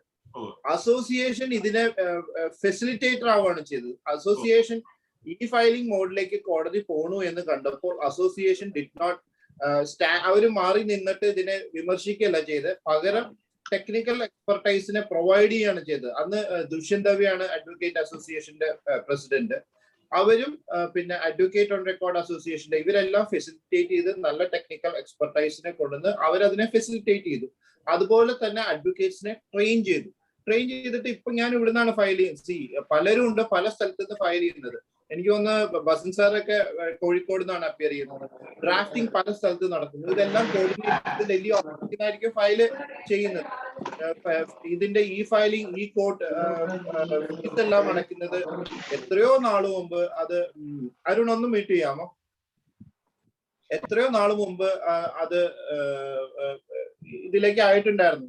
ക്രെഡിറ്റ് കാർഡ് വഴിയോ നമ്മുടെ അക്കൗണ്ട് വഴിയോ ഒക്കെ ഫയൽ ചെയ്യാവുന്ന, കോർട്ട് ഫീസ് അടയ്ക്കാവുന്ന രീതിയിലേക്ക് എത്തിയിട്ടുണ്ടായിരുന്നു. ഇനി ഉള്ള പ്രശ്നം നമ്മൾ ഫേസ് ചെയ്യുന്നത്, നമുക്ക് പെട്ടെന്ന് മാറേണ്ടി വരും. നമ്മൾ ഇതിനെക്കുറിച്ച് ചിന്തിക്കുന്നുണ്ടായിരുന്നു എന്നുള്ളതിൽ സംശയമൊന്നും വേണ്ട. കാരണം 2019 അവസാനം എനിക്ക് തോന്നുന്ന ഹൈക്കോടതിന്റെ റൂൾസ് ഡ്രാഫ്റ്റിംഗ് കമ്മിറ്റി, അത് ഉണ്ണീശ്വർ സാർ, ജി ഉണ്ണീശ്വർ സാർ ഇരിക്കുമ്പോൾ ജി ഉണ്ണീശ്വർ സാർ എന്നോട് ചോദിച്ചിട്ടുണ്ടായിരുന്നു എങ്ങനെയാണ് സുപ്രീം കോടതി ഈ മറ്റേ സർട്ടിഫൈഡ് കോപ്പീസ് എങ്ങനെയാണ് അക്സെപ്റ്റ് ചെയ്യണേന്ന് അറിയാൻ വേണ്ടിയിട്ട് അവരായിട്ട് കോർഡിനേറ്റ് ചെയ്ത് സംസാരിക്കേണ്ട ഒരു സാഹചര്യം ഉണ്ടായപ്പോൾ അത് സംസാരിക്കാനുള്ള നമ്പർ എല്ലാം എടുത്തു കൊടുത്തതാണ്. ബട്ട് എന്തൊക്കെ ഫർദർ പ്രൊസീഡിങ്സ് ഉണ്ടായെന്ന് എനിക്ക് അറിയില്ല. ദാറ്റ് ഈസ് ഇൻ 2019 ലാസ്റ്റ്, എനിക്ക് തോന്നുന്നു ഡിസംബർ തൊട്ട് മുമ്പുള്ള വെക്കേഷന് തൊട്ട് മുമ്പ് വരുമ്പോഴാണ് ആ നമ്പർ എല്ലാം ഞാൻ മേടിച്ചു കൊടുത്തത്. പിന്നീട് നമ്മൾ പെട്ടെന്ന് ഈ കഴിഞ്ഞ കൊല്ലം നമ്മൾ ചെയ്തത് ഫുള്ളും ജിമെയിലില് ഓരോ സെക്ഷൻ ഒരു ഇമെയിൽ ഫോർമാറ്റ് ഉണ്ടാക്കി ആ ഫോർമാറ്റിൽ നമ്മളെല്ലാം ഇതും ഫയൽ ചെയ്തു. കോടതി ഫേസ് ചെയ്യുന്ന ഒരു ഡിഫിക്കൽട്ടി എന്ന് വെച്ചാൽ പലരും ഫയൽ ചെയ്തിട്ട് ഡിസ്പോസ് ചെയ്ത മാറ്റേഴ്സിൽ പലതിലും ഫിസിക്കൽ കോപ്പീസ് ഇപ്പോഴും അത് കൊടുത്തിട്ടില്ല. അങ്ങനെയുള്ള ഒരു സിറ്റുവേഷൻ ഉണ്ടായിട്ടുണ്ട്. ബെയിൽ ആപ്ലിക്കേഷൻസും ഇതുപോലെയായിരുന്നു. പക്ഷെ അത് ഈ ഫയലിംഗിലേക്ക് വരുമെന്ന് മനസ്സിലാക്കിക്കൊണ്ട് ഫസ്റ്റ് ഒരു ട്രയൽ പ്രോസസ്സിലാണ് ബെയിൽ ആപ്ലിക്കേഷൻസിന്റെ ഈ ഫയലിംഗ് വന്നത്. അതില് ക്ലർക്സിന് ഇപ്പോഴാണെങ്കിലും ഫിസിക്കൽ ഫയലിംഗ് നടക്കുന്നുണ്ട്. ഈ ഫിസിക്കൽ ഫയലിംഗ് നടക്കുമ്പോൾ തന്നെ നമ്മൾ ആദ്യം അറിയാലോ, എല്ലാവർക്കും അറിയാം, അത് ആ പ്രിന്റ് ഔട്ട് എടുത്തിട്ട് അവിടെ കൊണ്ടു കൊടുക്കുന്ന ഒരു സംവിധാനമുണ്ട്. അതും വേണ്ട എന്നുള്ള രീതിയിലാണ് സുപ്രീം കോടതിയിൽ ഇതിന് പകരം ചെയ്യുന്നതെന്ന് വെച്ചാൽ ചില ജഡ്ജസ് കംഫർട്ടബിൾ ആയിരിക്കില്ല ഈ ഫയലിംഗ് പ്രോസസ്സിൽ ഈ ബുക്സ് വായിക്കാനായിട്ട് അല്ലെങ്കിൽ ഡോക്യുമെന്റ്സ് വായിക്കാനായിട്ട് അവര് കംഫർട്ടബിൾ അല്ല എന്നുണ്ടെങ്കിൽ നമ്മളെ കൊണ്ട് അതിനുള്ള പൈസയും കൂടി അടപ്പിക്കുകയാണ്. ഓരോ പേജിന്റെ പ്രിന്റ് ഔട്ട് എടുക്കാനുള്ള പൈസയും കൂടി നമ്മളെ കൊണ്ട് അടപ്പിക്കുകയാണ്. അങ്ങനെ അടച്ചിട്ട് അവർ തന്നെ പ്രിന്റ് ഔട്ട് എടുത്ത് കൊടുക്കും. അപ്പൊ എല്ലാ കേസിലും പിന്നെ പ്രോസസ്സ് എടുക്കുമ്പോഴും എല്ലാം ഇതാണ് ചെയ്യുന്നത്. ഇതില്ല എന്നിട്ട് ആക്സസ് കിട്ടുകയാണ്. ഇപ്പൊ എനിക്ക് സർട്ടിഫൈഡ് എനിക്ക് ഒരു കോപ്പി കിട്ടണം എന്നുണ്ടെങ്കിൽ പണ്ട് മുതലേ സുപ്രീം കോടതിയുള്ള ഒരു പ്രാക്ടീസ് ആണ് ഓപ്പോസിറ്റ് ലോയർ ഫുൾ കോപ്പി എനിക്ക് തരണം. അത് ഇപ്പോ ചെയ്യുന്നത് ഇമെയിൽ വഴി അയച്ചു തരികയാണ്. ഫുൾ സാധനങ്ങളും കിട്ടും. അല്ലെങ്കിൽ നമുക്ക് ഡാഷ്ബോർഡിൽ കയറിയിട്ട് കോപ്പി എടുക്കാനുള്ള സംവിധാനം ഇപ്പൊ നമുക്ക് ഡാഷ്ബോർഡിൽ കയറി എടുക്കാനുള്ള സംവിധാനമുണ്ട്. എന്റെ അഭിപ്രായത്തില് ഇത് വന്നേ പറ്റുള്ളൂ. This will certainly come. ഈ രണ്ട് പ്രശ്നങ്ങളാണ് ലോയേഴ്സ് ഫേസ് ചെയ്യാൻ പോകുന്നതിൽ.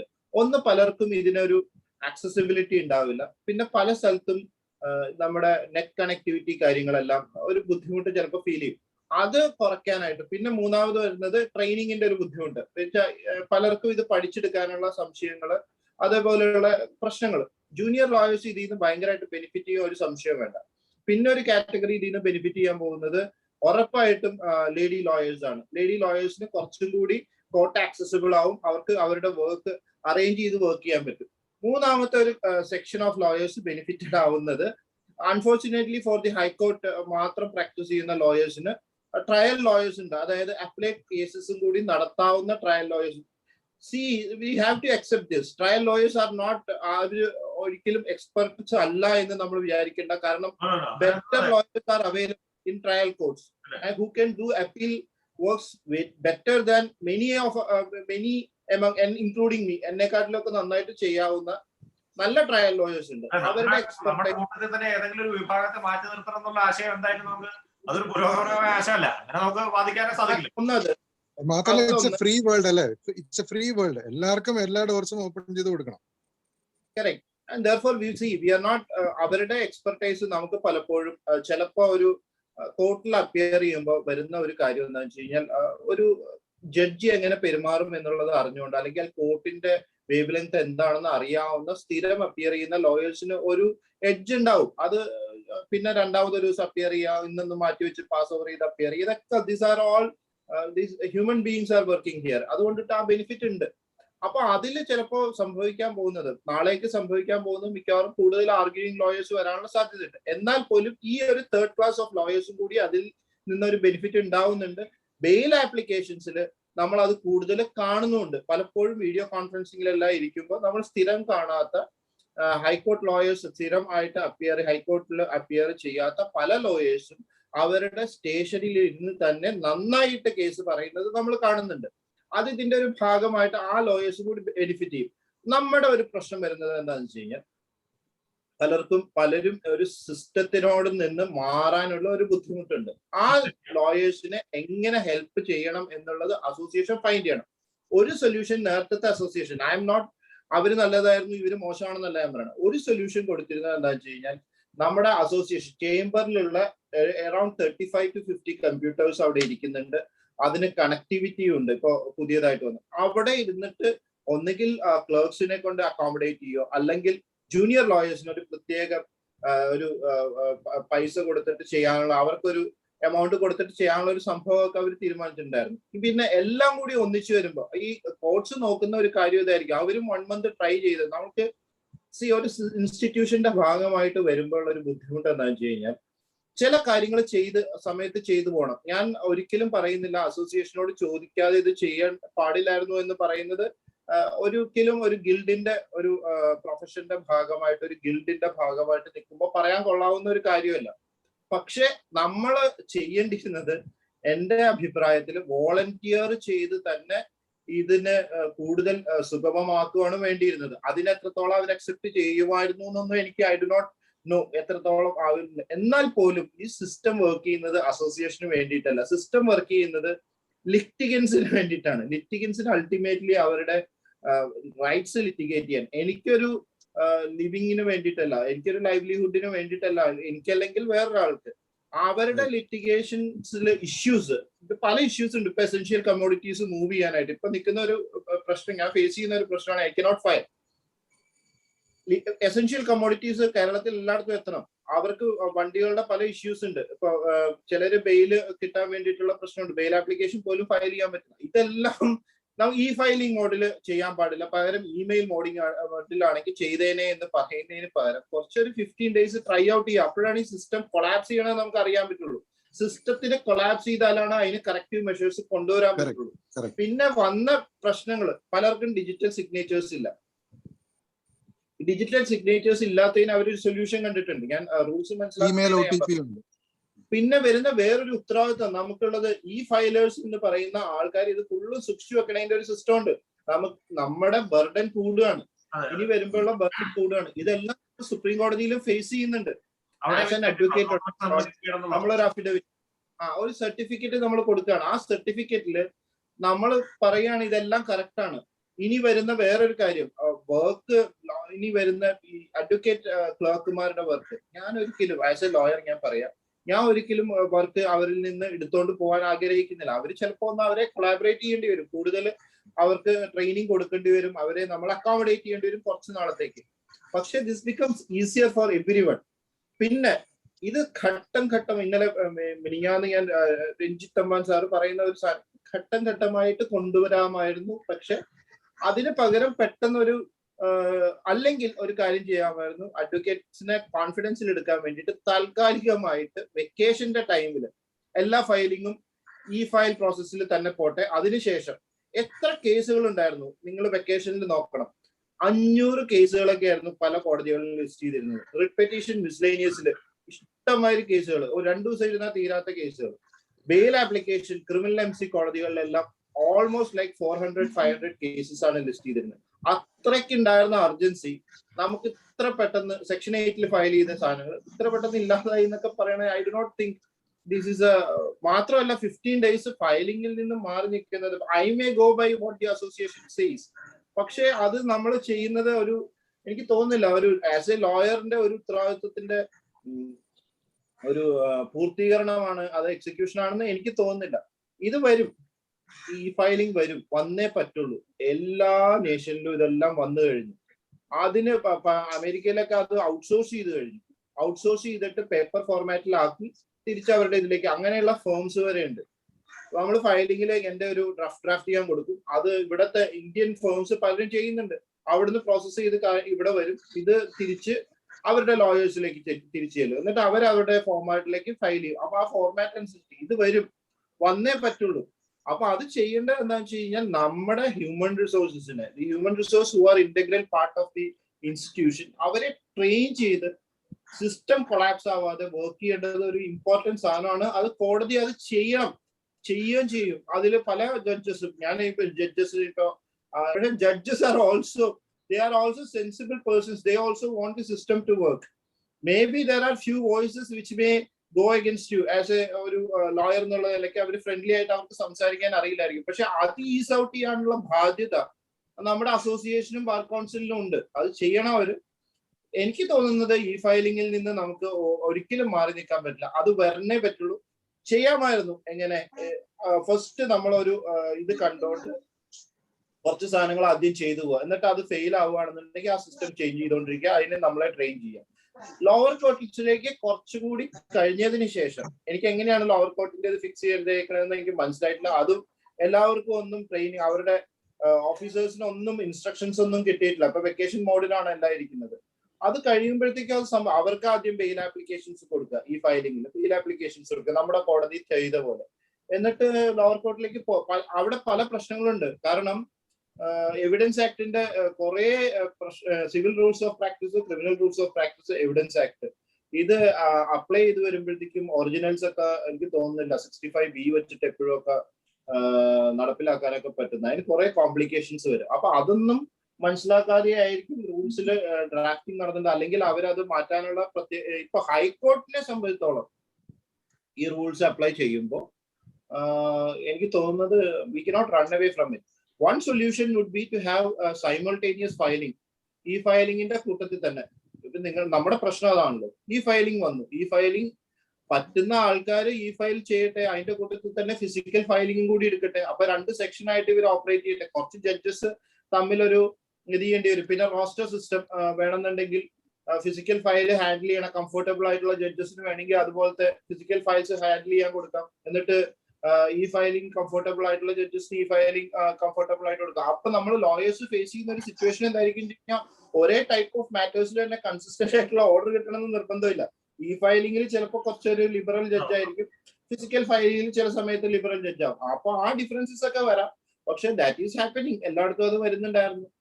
ഡൽഹിയിലൊക്കെ അത് സംഭവിച്ചിട്ടുണ്ട്. This is how things are going to work. We cannot see as a class എനിക്ക് എന്റെ വർക്ക് മാത്രം ചെയ്യാൻ, ഞാൻ എന്റെ വരുമാനം മാത്രത്തിന് വേണ്ടിയിട്ട് ഇത് വേറെ പുതിയ ടെക്നോളജി നമ്മൾ യൂസ് ചെയ്യില്ല. ഈ സിസ്റ്റം കോടതിയിലൊക്കെ റഷ് വളരെ കൂടുതലാണ്. ഇതൊക്കെ ഇപ്പൊ ബെയിൽ ആപ്ലിക്കേഷൻ നിങ്ങൾക്ക് രാത്രി ഇരുന്ന് ഫയൽ ചെയ്യാം, പിറ്റേ ദിവസം സാധനം റെഡിയായി, അത് അതിന്റെ പിറ്റേ ദിവസം ഇപ്പൊ അശോക് മേനൻ സാറിന്റെ ഒക്കെ അടുത്താണെങ്കിൽ ഇൻസ്ട്രക്ഷൻസിന് പോകുന്നില്ല അല്ലേ, ഇമ്മീഡിയറ്റ്ലി അത് കേൾക്കുകയാണ്. അതാണ് ആ റൂൾസിന്റെ പ്രത്യേകത. റെഗുലർ ബെയിൽസ് അഡ്മിഷൻ സ്റ്റേജിൽ തന്നെ ഇൻസ്ട്രക്ഷൻസിനോട് കൂടി അവരുടെ ഡാഷ്ബോർഡിൽ വന്നിട്ട് GP പിന്നീട് ഇൻസ്ട്രക്ഷൻസിന് വലിയ മാറ്റർ അല്ല എന്നുണ്ടെങ്കിൽ ഇപ്പൊ 302 അല്ലെങ്കിൽ കമേഴ്ഷ്യൽ ക്വാണ്ടിറ്റി NDPS അല്ല എന്നുണ്ടെങ്കിൽ അന്ന് തന്നെ കേൾക്കുകയാണ്. അപ്പൊ അതേപോലെയുള്ള സിസ്റ്റം വന്നു, അതേപോലെയുള്ള രീതികളിലേക്ക് നമ്മൾ മൂവ് ചെയ്യാണ്. നമുക്കത് ചെയ്യാനും പറ്റും. ഓൺലി തിങ് ഈസ് ഇവിടെയോ ഒരു ഫ്രിക്ഷൻ വന്നിട്ടുണ്ട്. അസോസിയേഷൻ ഇത് ശരിക്കും പറഞ്ഞു കഴിഞ്ഞാൽ ഒരു ഫെസിലിറ്റേറ്റർ ആണ്, അല്ലാതെ അസോസിയേഷൻ ശരിക്ക് there is no ego. Ego is only for the human beings, and that is huge for the lawyers as well, including me, I'm saying.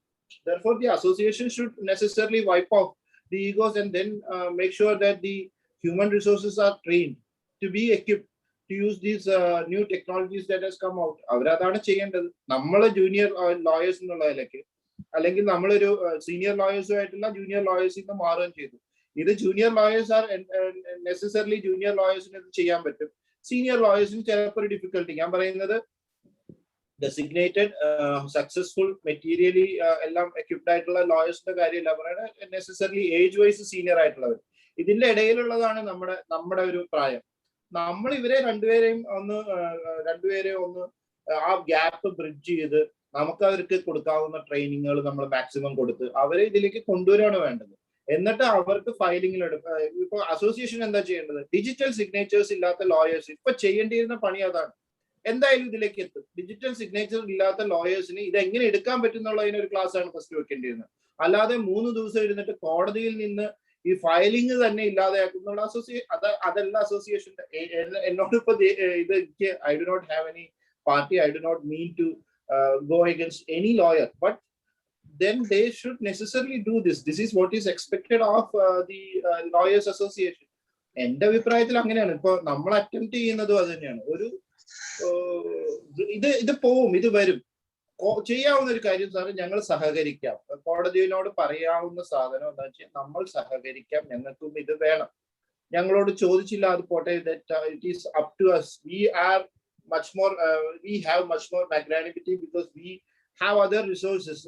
We are not doing a job, though whether it is constitutional or not. നമ്മൾ എന്തായാലും ജോബ്സിന്റെയോ അല്ലെങ്കിൽ ബാക്കിയുള്ള ഇതിന്റെയോ slaves അല്ല, നമ്മൾ കുറച്ചും കൂടി ഒരു lawyers ആണ്. Therefore we necessarily take the privilege of teaching you as well. Therefore we are more magnanimous and therefore we forgive you on this, that you have not consulted us.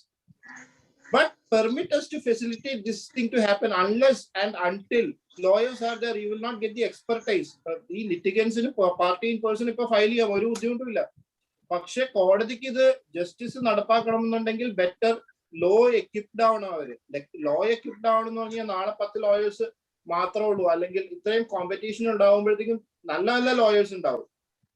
ആ ലോയേഴ്സിൽ നിന്ന് ഏറ്റവും നല്ല രീതിയിൽ സൊല്യൂഷൻസും ആ ജസ്റ്റിസ് നടപ്പാക്കാനുള്ള ലോയും അതിന്റെ original തിങ്കിങ്ങും കിട്ടും. അതിനു വേണ്ടിയിട്ട് നമ്മൾ തയ്യാറായി. അതിനൊക്കെ ഞാനൊക്കെ ലോയർ ആയത് എനിക്ക് അസോസിയേഷൻ ഇത് ആവാനായിട്ടോ അല്ലെങ്കിൽ രണ്ടാമതാണ് ബാക്കി എല്ലാം വരുന്നത്. നാളെ ജഡ്ജ് ആവാനായിട്ടോ ഒരു ഗവൺമെന്റ് ലീഡർ ആവാനായിട്ടോ ഒന്നും അല്ല ആയത്. ഞാൻ എന്റെ law college thinking in retrospect നമ്മൾ ലോ പഠിച്ചത് എന്തിനു വേണ്ടിയിട്ടാണ്, അതിലേക്ക് എല്ലാവരും ഒന്നുകൂടി ചിന്തിച്ചാൽ മതി. First day as A lawyer ഒന്ന് ചിന്തിച്ചാൽ മതി, അല്ലെങ്കിൽ first day as A student മറ്റേ അന്ന് കണ്ട ഡ്രീംസിനെ കുറിച്ചൊക്കെ ഒന്ന് ചിന്തിച്ചു കഴിഞ്ഞാൽ ഇത് ഇത്ര പ്രശ്നമില്ല. അപ്പൊ ആ ഒരു സംവിധാനത്തിൽ വന്നു കഴിഞ്ഞാൽ I'm going philosophical, which is not the process of this conversation, but then we should do that. എനിക്ക് പറയാനുള്ളത് നമ്മുടെ ഏജ് ഗ്രൂപ്പിലുള്ളവരെല്ലാവരും ഇത് ഫെസിലിറ്റേറ്റ് ചെയ്യാൻ, ഇത് എങ്ങനെ ഫെസിലിറ്റേറ്റ് ചെയ്യാൻ പറ്റും എന്നുള്ളതിലേക്ക് പ്രോസസ്സ് കൊണ്ടുവന്ന്, എനിക്ക് തോന്നുന്നു മനു നമ്മൾ ഇതിനു മുമ്പ് ഡിസ്കസ് ചെയ്തിട്ടുള്ളതാണ്. ഈ സാധനം എങ്ങനെ വരും, ഇത് വരും, അപ്പൊ അതിലേക്ക് എങ്ങനെ എത്തിക്കണം എന്നുള്ളത് പ്രവീണാണെങ്കിലും എല്ലാം അരുണിനെല്ലാം നമ്മളെല്ലാവരും ആലോചിച്ചിട്ടുള്ളതാണ്. അപ്പൊ അത് ഈ 2 ജനറേഷന്റെയും ഒരു ഗ്യാപ്പിനെ ബ്രിഡ്ജ് ചെയ്തിട്ട് നമ്മൾ എത്തിക്കണം. കോർട്ടിനെ നമ്മൾ സഹായിക്കണം. ഞാൻ പറയണത് കോടതിയിലുള്ള ജഡ്ജസിനെ അല്ല, ആസ് എൻ ഇൻസ്റ്റിറ്റ്യൂഷൻ അതിനെ സഹായിച്ച് അത് ലിറ്റിഗൻസിന് ആവശ്യമായ നിയമം പോട്ടെ, നീതി നടപ്പാക്കാൻ നമുക്ക് സഹായിക്കാൻ പറ്റിയില്ല എന്നുണ്ടെങ്കിൽ there is no point being a lawyer എന്നുള്ളതാണ് എന്റെ അഭിപ്രായം. Therefore we will have to necessarily welcome this. The way in which this was done, maybe I may have a difference of opinion, but now that this has been there, now this has come into existence, what is the way out? Let there be physical filing together along with this. Let us sort it out. അതങ്ങനെ ആലോചിച്ച് നോക്കൂ. അതിന്റെ കൂട്ടത്തിൽ തന്നെ നമുക്ക് ഇത് എങ്ങനെ train ചെയ്യാൻ പറ്റും എന്നുള്ളത് ഇമ്പോർട്ടന്റ് ആണ്. അത് ചെയ്യണം നമ്മൾ. നമ്മുടെ ഈ നീതിന്യായ സംവിധാനം എന്ന് പറയുന്നത് വളരെ മഹത്തരവും ദൈവികവുമായ ഒരു പ്രക്രിയയാണ് അത് നിർവഹിച്ചുകൊണ്ടിരിക്കുന്നത്. അപ്പോൾ ആ നീതിന്യായ സംവിധാനത്തിൽ വളരെ പ്രധാനമായ ഒരു റോളാണ് അഭിഭാഷകർക്കുള്ളത്. അവിഭാജ്യ ഘടകമാണ് അഭിഭാഷകർ. എന്ന് മാത്രമല്ല, അഭിഭാഷകരുടെ പങ്കിനെ കുറിച്ച് സാധാരണഗതിയിൽ എപ്പോഴും വിശേഷിപ്പിക്കാറുള്ളത് ഓഫീസേഴ്സ് ഓഫ് ദി കോർട്ട് എന്ന ഒരു പ്രയോഗം തന്നെ. എപ്പോഴും അത് ജുഡീഷ്യറിയുമായി ബന്ധപ്പെട്ട എല്ലാ ഘട്ടങ്ങളിലും നടത്തിപ്പോരുന്ന ഒരു പ്രയോഗം കൂടിയാണ്. അപ്പോൾ അവിഭാജ്യ ഘടകമായ അഭിഭാഷകരെ സംബന്ധിച്ചിടത്തോളം നമ്മുടെ ഈ സംവിധാനത്തിൽ ഉണ്ടാകുന്ന ഏത് തരം മാറ്റവും അവരെ ഏതെങ്കിലും ഒരു നിലയിൽ ബാധിക്കും. ഒന്നുകിൽ അവരതിന്റെ ഗുണഭോക്താക്കളായിരിക്കും, അതല്ലെങ്കിൽ അതിന്റെ ഇരകളായിരിക്കും. അപ്പോൾ അതുകൊണ്ട് തന്നെ ഈ രംഗത്ത് വരുന്ന നീതിന്യായ സംവിധാനവുമായി ബന്ധപ്പെട്ട് വരുന്ന എല്ലാ മാറ്റങ്ങളും അഭിഭാഷകര് അറിഞ്ഞുകൊണ്ടാണ് വരേണ്ടത്, അഭിഭാഷകരുമായി ചർച്ച ചെയ്തുകൊണ്ടാണ് വരേണ്ടത്. അഭിഭാഷകരുടെ കൂടി അഭിപ്രായങ്ങൾ കണക്കിലെടുത്തുകൊണ്ടും അവരെ കൂടി വിശ്വാസത്തിലെടുത്തുകൊണ്ടുമാണോ അത്തരം മാറ്റങ്ങൾ വരേണ്ടത്. അങ്ങനെ കൊണ്ടുവരിക എന്നുള്ളത് നല്ല ഒരു നീതിന്യായ സംവിധാനത്തിന്റെ നിലനിൽപ്പിനും വളർച്ചയ്ക്കും ഒരു നിലയിലും ഒഴിച്ചുകൂടാനാവാത്ത കാര്യമാണ്. നിലവിൽ സംഭവിച്ചിട്ടുള്ള കാര്യം എന്താണ്? നമ്മള് 2021 ഏപ്രിൽ മാസം 9-ാം തീയതിയാണ് കോടതി അടച്ച് വെക്കേഷൻ കഴിഞ്ഞു പോകുന്നത്. തിരിച്ച് കോടതി തുറക്കുന്ന മെയ് മാസം 17-ാം തീയതി അന്ന് വരെ ഇല്ലാതിരുന്ന പുതിയ ചട്ടങ്ങളിലൂടെയാണ് ഈ നീതിന്യായ സംവിധാനത്തിൽ ഇനി കേസുകൾ ഫയൽ ചെയ്യേണ്ടത് എന്ന് പ്രഖ്യാപിക്കുകയാണ് ഏകപക്ഷീയമായി. എത്രയോ വലിയ അസംബന്ധമാണിത്. ജനാധിപത്യപരമായ ഒരു നിലയിലുമുള്ള ഏതെങ്കിലും മൂല്യങ്ങൾ സംരക്ഷിച്ചുകൊണ്ടുള്ള ഒരു നടപടിയായി പോലും അതിനെ കാണാൻ കഴിയില്ല. മറ്റെല്ലാ കാര്യങ്ങളും പോട്ടെ, ഒരു അഭിഭാഷകർ എന്ന് പറയുന്ന ഈ സംവിധാനം എന്ന് പറയുന്ന നീതിന്യായ സംവിധാനത്തിന്റെ മഹത്തരമായ അതിന്റെ പാരമ്പര്യമുണ്ട്. അത് നിലനിർത്തിപ്പോരുന്ന ഒരു വലിയ സ്വീകാര്യതയുണ്ട്, അതിന്റെ ബഹുമാന്യതയുണ്ട്. ഈ സംവിധാനത്തിലേക്കാണ് ഏകപക്ഷീയമായി ഈ നിലയിലുള്ള ഒരു മാറ്റം നടപ്പാക്കിയത്. അപ്പോൾ ഞാൻ സൂചിപ്പിച്ച അഭിഭാഷകരെ സംബന്ധിച്ചിടത്തോളം ഇത്രയേറെ ഗുരുതരമായി ബാധിക്കുന്ന ഈ വിഷയത്തിൽ ഏകപക്ഷീയമായി കൊണ്ടുവന്നുള്ളതാണ്. ആ ഏകപക്ഷീയമായി ഇത്തരമൊരു വലിയ അടിസ്ഥാനപരമായ ഒരു മാറ്റം കൊണ്ടുവരുന്നത് അവരോട് ആലോചിക്കാതെ, ആ ബാർ കൗൺസിലിനോട് ആലോചിക്കാതെ, അഭിഭാഷകരുടെ സ്റ്റാറ്റ്യൂട്ടറി ബോഡി ബാർ കൗൺസിൽ, അതുപോലെ അഭിഭാഷകരുടെ നിരവധി വേദികളുണ്ട്, അഭിഭാഷക അസോസിയേഷനുകളുണ്ട്, ഇതൊന്നുമായി ആലോചിക്കാതെ ഇത് നടപ്പാക്കാൻ വേണ്ടി ശ്രമിച്ചു എന്നുള്ളത് അഭിഭാഷകരുടെ ആത്മാഭിമാനത്തിന് നേരെയുള്ള വെല്ലുവിളിയാണ്. അതുകൊണ്ട് അഭിഭാഷകരുടെ ആത്മാഭിമാനം സംരക്ഷിക്കുക എന്നുള്ള പരമപ്രധാനമായ ഒരു പ്രശ്നമാണ് ഈ പ്രതിഷേധത്തിലൂടെ അഭിഭാഷകരിൽ നിന്നുണ്ടായത്, ഉണ്ടായിക്കൊണ്ടിരിക്കുന്നത്, ഇനിയും ഉണ്ടാവാൻ പോകുന്നത് എന്നാണ്. എന്തുകൊണ്ട് പ്രതിഷേധം എന്ന ഒരു പ്രശ്നത്തെ കുറിച്ച് എനിക്ക് പറയാനുള്ളത്. അഭിഭാഷകരെ സംബന്ധിച്ചിടത്തോളം ഏത് തരം മാറ്റങ്ങളും സ്വീകരിക്കാൻ അഭിഭാഷകർക്ക് മടിയില്ല. ഈ സമൂഹത്തിൽ അവരുടെ തൊഴിൽപരമായ കാര്യങ്ങൾ മാത്രമല്ല, ഇന്ത്യയുടെ ചരിത്രം പരിശോധിച്ചാൽ, ഇന്ത്യയുടെ സ്വാതന്ത്ര്യ സമര പ്രസ്ഥാനത്തിന്റെ ചരിത്രം പരിശോധിച്ചാൽ, അതിനുശേഷമുള്ള ഇന്ത്യയുടെ വളർച്ചയുടെ ഓരോ ഘട്ടത്തിലും അഭിഭാഷകരെ പോലെ ഇതിന് സംഭാവന ചെയ്ത വേറൊരു വിഭാഗമില്ല. എല്ലാ മാറ്റങ്ങളെയും അഭിഭാഷകർ ഉൾക്കൊണ്ടിട്ടുണ്ട്. അതുകൊണ്ട് തന്നെ അവരുടെ തൊഴിൽ രംഗത്തെ മാറ്റം ഉൾക്കൊള്ളാൻ അവർക്ക് മടിയില്ല. പക്ഷെ എങ്ങനെയാണ് മാറ്റങ്ങൾ കൊണ്ടുവരേണ്ടത്? അഭിഭാഷകരടക്കം ഈ സംവിധാനത്തിലെ ഏറ്റവും പ്രധാനപ്പെട്ട ഒരു വിഭാഗം എന്ന നിലയിൽ അഭിഭാഷകരോട് ആലോചിച്ച് ആ മാറ്റങ്ങൾ അവരുടെ കൂടി സമ്മതത്തോടെ, അവരെ കൂടി വിശ്വാസത്തിലെടുത്തുകൊണ്ട്, അവരുടെ കൂടി അഭിപ്രായങ്ങൾ പരിഗണിച്ചുകൊണ്ടാണ് കൊണ്ടുവരേണ്ടത്. ഒരു മാറ്റങ്ങൾക്ക് അഭിഭാഷകരെതിരല്ല. ഇപ്പൊ കൊണ്ടുവന്ന രീതി ഒരു നിലയിൽ നമുക്ക് അംഗീകരിക്കാൻ കഴിയുന്നതല്ല. ഇപ്പോ നമ്മുടെ പല സുഹൃത്തുക്കളും പല നിലയിലുള്ള ചർച്ചകൾ ഈ വിഷയവുമായി ഉയർത്തിക്കൊണ്ടുവരുന്നതിന്റെ ഒരു പ്രധാനപ്പെട്ട സാഹചര്യം അതാണ്. ഇപ്പൊ വന്നിട്ടുള്ള മാറ്റങ്ങൾ ഫയലിംഗ് കൂടി ആയി ബന്ധപ്പെട്ടതാണ് എന്നുള്ളത് കൊണ്ട് നമ്മുടെ സഹോദരർ, എത്രയോ വർഷമായി ഈ സംവിധാനത്തിന്റെ ഭാഗമായി പണിയെടുക്കുന്നവർ, ക്ലർക്കുമാർ, അവരെ ഈ സംവിധാനത്തിന്റെ ഒരു ചക്രമായി പലപ്പോഴും വിശേഷിപ്പിക്കപ്പെടുന്നവരല്ലേ അവർ. അവരുടെ വേദനകൾ, അവരുടെ ദുരിതങ്ങൾ, അവരുടെ പ്രയാസങ്ങൾ ഇത് പരിഗണിക്കാനുള്ള, അതിനെ ആ കാര്യം അഡ്രസ് ചെയ്യാനുള്ള ബാധ്യത ഈ സംവിധാനത്തിന്റെ തലപ്പത്തുള്ളവർക്കില്ലേ? നമുക്കില്ലേ? ഇപ്പോ നമ്മളിൽ പലരും ചർച്ച ചെയ്യുന്നത് ഈ പുതിയ റൂൾസിനെ കുറിച്ചാണ്. പുതിയ റൂൾസിൽ കുറവുകൾ എന്തെല്ലാമാണ്, അതിന്റെ പ്രശ്നങ്ങൾ എന്തെല്ലാമാണ്. എന്റെ അഭിപ്രായത്തിൽ ആ കുറവുകൾ പഠിക്കുക എന്നുള്ള അഭിഭാഷകരുടെ ഉത്തരവാദിത്തമാണ്. അഭിഭാഷകരെല്ലാം പഠിക്കുന്നവരാണ്, അവരത് പഠിക്കും, അതിനെക്കുറിച്ച് അഭിപ്രായവും പറയും. പക്ഷേ നിലവിൽ ആ ന്യൂനതകളെ കുറിച്ച് അബദ്ധജടിലമാണ്. 17 വകുപ്പുകളിലും നിരവധി അബദ്ധജടിലമായ പലതുമുണ്ട് എന്ന് മാത്രമല്ല, ഏത് ഒരു സോഴ്സിൽ നിന്നും കിട്ടിയ പവർ, ആ ഏത് പവർ ഉപയോഗിച്ചുകൊണ്ടാണ് ഇത്തരം ഒരു ചട്ടം ഫോർമുലേറ്റ് ചെയ്തിരിക്കുന്നത് എന്നതടക്കമുള്ള ഗുരുതരമായ നിയമപ്രശ്നങ്ങൾ അതിനകത്തുണ്ട്. ലോവർ കോർട്ടുകളിലാണെങ്കിൽ സിവിൽ റൂൾസ് ഓഫ് പ്രാക്ടീസ് ഉണ്ട്, ക്രിമിനൽ റൂൾസ് ഓഫ് പ്രാക്ടീസ് ഉണ്ട്, ഹൈക്കോടതിയിൽ ഹൈക്കോടതിയുടെ ചട്ടങ്ങളുണ്ട്. ഇതെല്ലാം നിലനിൽക്കെ ഈ നിലയിൽ കൊണ്ടുവന്നിട്ടുള്ള റൂൾസിന്റെ ആ സോഴ്സ് ഓഫ് പവർ അടക്കമുള്ള നിരവധി പ്രശ്നങ്ങളുണ്ട്. ഞാൻ സൂചിപ്പിച്ചു വരുന്നത് ഈ പോരായ്മകൾ, ഈ ചട്ടങ്ങളുടെ മികവുകളെ കുറിച്ചോ ഇതിന്റെ പോരായ്മകളെ കുറിച്ചോ അഭിഭാഷകർ അഭിപ്രായം പറയേണ്ട ഘട്ടമല്ല ഇത്. കാരണം നമ്മളോട് ആരും ചോദിച്ചിട്ടില്ല. അഭിഭാഷകരോട് ചോദിക്കണ്ടേ? ഒരു ഇത്ര അടിസ്ഥാനപരമായ ഒരു മാറ്റം വരുമ്പോ അതിന്റെ അവിഭാജ്യ ഘടകം എന്ന രൂപത്തിൽ എപ്പോഴും നമ്മളെ വിശേഷിപ്പിക്കുന്ന ഈ പ്രധാനപ്പെട്ട സംവിധാനം ചലിപ്പിക്കുന്നതിൽ ഏറ്റവും നിർണായകമായ പങ്ക് വഹിക്കുന്ന ഒരു വിഭാഗം എന്ന നിലയിൽ നമ്മളോട് ചോദിച്ചിട്ടില്ല. ചോദിക്കാത്തൊരു കാര്യത്തിന് അതിന്റെ പോരായ്മകളെ കുറിച്ച് നിലവിൽ അഭിപ്രായം പറയാനുള്ള ബാധ്യത നമുക്കില്ല എന്നാണ് എൻ്റെ വിനീതമായ അഭിപ്രായം.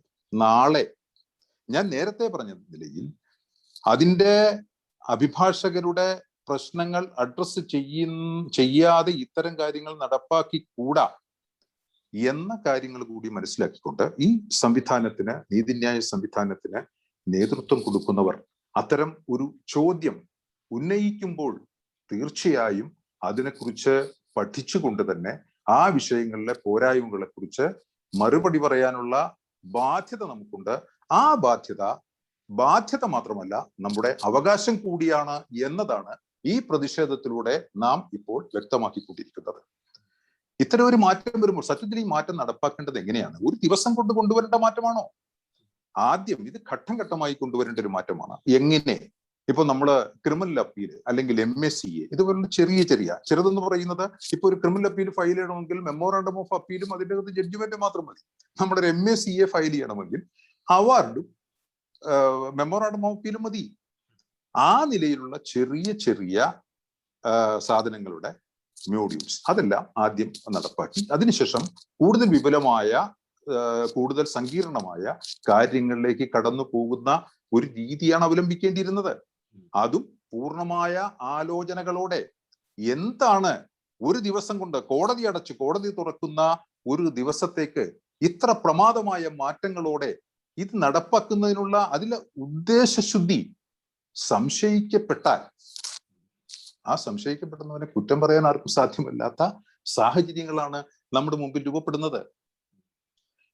ഈ സംവിധാനം ഇങ്ങനെ വരുമ്പോൾ നമ്മുടെ തൊഴിലിൽ സാങ്കേതികമായ മികവില്ലാത്ത ഒട്ടനവധി ആൾക്കാരുണ്ട്. പ്രായമായവർ, സീനിയേഴ്സ്, അവരെല്ലാം വർഷങ്ങളായി ഈ സംവിധാനത്തിന്റെ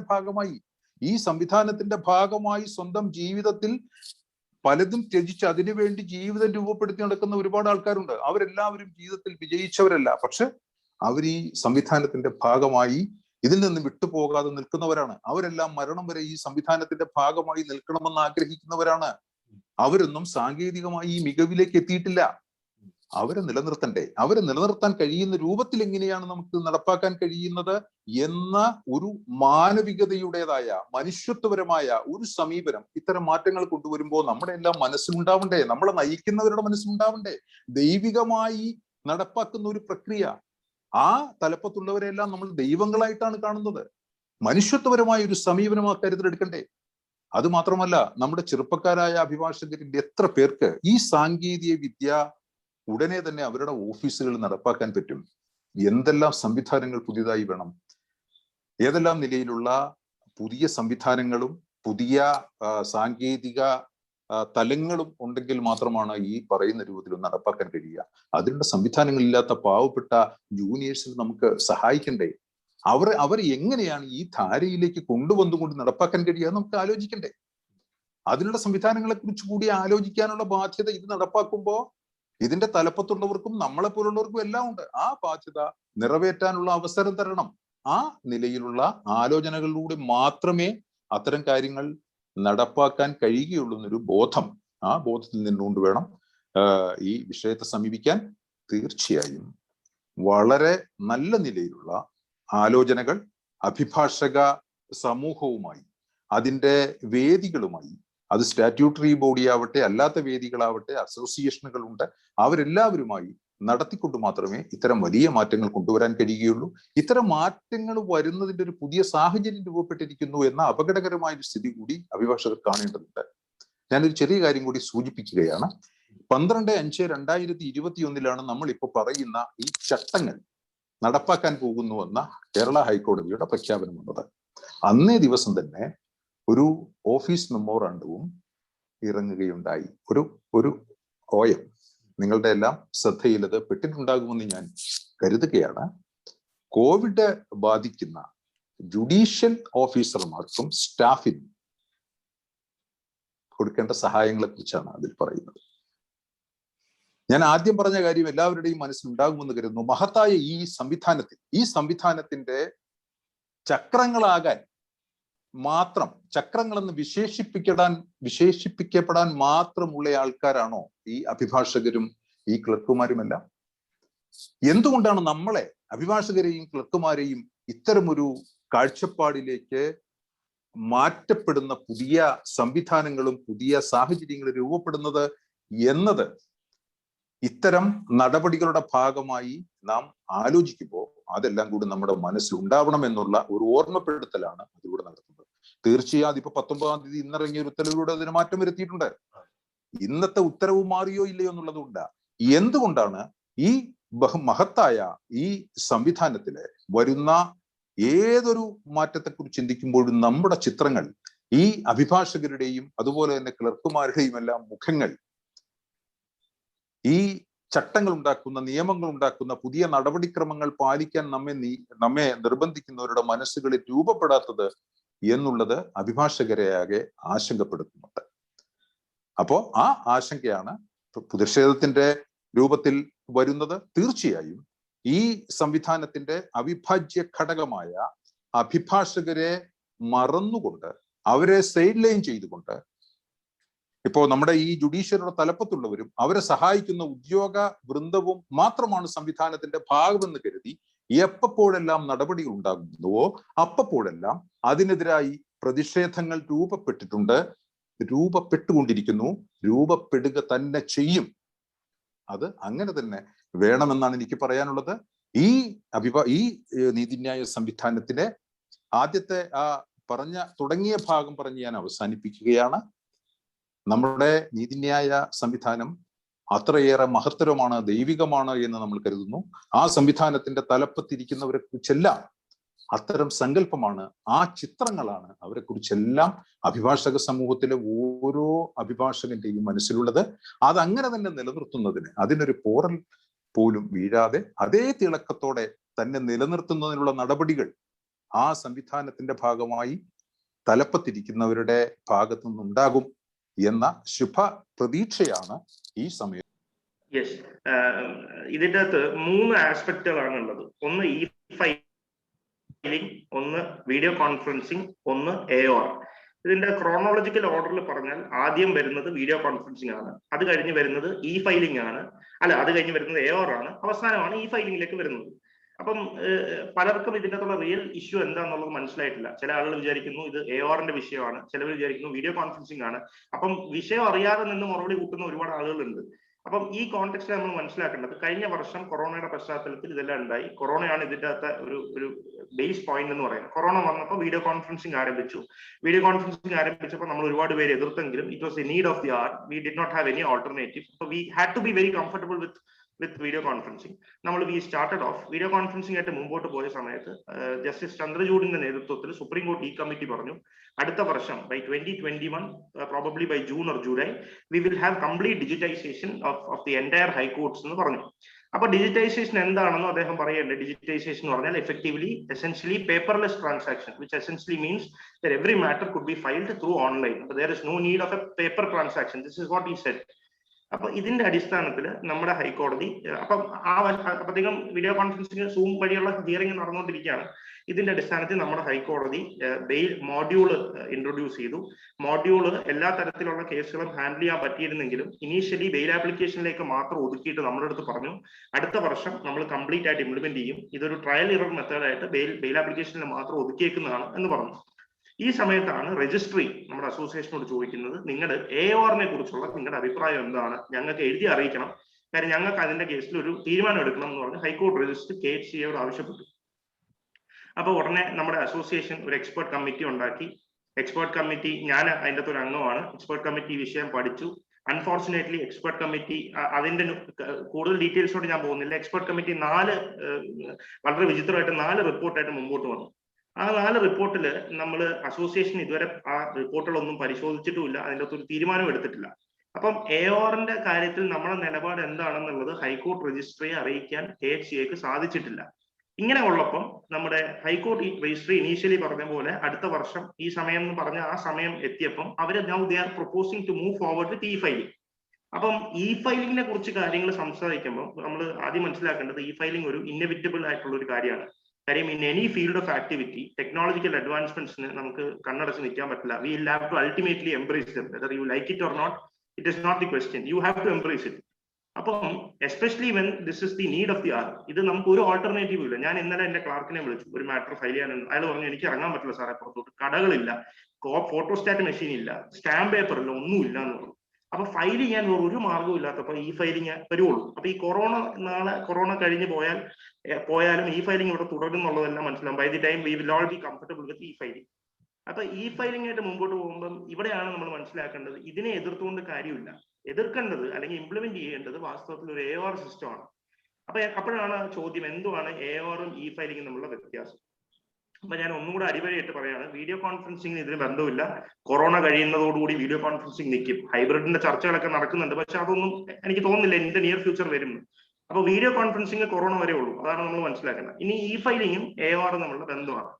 ഫയലിംഗ് AOR തമ്മിലുള്ള ബന്ധം എന്ന് പറഞ്ഞാൽ AOR സിസ്റ്റമോ അല്ലെങ്കിൽ അതുപോലത്തെ ഒരു സിസ്റ്റമോ വന്നിട്ടില്ലെങ്കിൽ ഉള്ള ബുദ്ധിമുട്ട് എന്താണെന്ന് വെച്ചാൽ പല ആളുകൾക്കും ഇവിടെ മാറ്ററുകൾ ഫയൽ ചെയ്യാം. നമ്മൾ പല ആൾക്കാരും ഇവിടെ ഫയൽ ചെയ്യുന്നതിന് യാതൊരു എതിർപ്പുമില്ല. കാര്യം അവരുടെ ഫണ്ടമെന്റൽ റൈറ്റ് ആണ്. അവരുടെ 19(1)G നമ്മൾ ഒരു കാരണവശാലും കട്ടയിൽ ചെയ്യാൻ പാടില്ല, താഴെയുള്ള വക്കീലന്മാരുടെയും മറ്റു സ്ഥലത്തുള്ള വക്കീലന്മാരുടെയും. അപ്പൊ അവരൊക്കെ ഫയൽ ചെയ്യാൻ നമ്മളെ പോലെ തന്നെ അവർക്കും അവകാശമുണ്ട്. പക്ഷെ ഇതിന്റെ ഉള്ള പോയിന്റ്, ആർക്കും ഫയൽ ചെയ്യാം എന്നുള്ള സിറ്റുവേഷൻ വരുമ്പോൾ ഹൈക്കോർട്ട് പ്രാക്ടീസിന്റെ നുവാൻസസും അതിന്റെ ടെക്നിക്കാലിറ്റീസും അറിയാത്ത ആളുകൾ ഫയൽ ചെയ്യുമ്പോൾ അതിൻ്റെ അകത്ത് ഒരുപാട് ഫ്രിവിലസ് ആയിട്ടുള്ള ഫയലിങ്ങിന് സാധ്യതയുണ്ട്, ഫ്രോഡ് കമ്മിറ്റ് ചെയ്യാൻ സാധ്യതയുണ്ട്. കാര്യം നമ്മൾ തന്നെ കണ്ടു, വീഡിയോ കോൺഫറൻസിംഗിൽ കുറെ ആളുകളുടെ കോണ്ടക്ട് കോടതി മുറികളിൽ എങ്ങനെയാണെന്ന് കണ്ടു.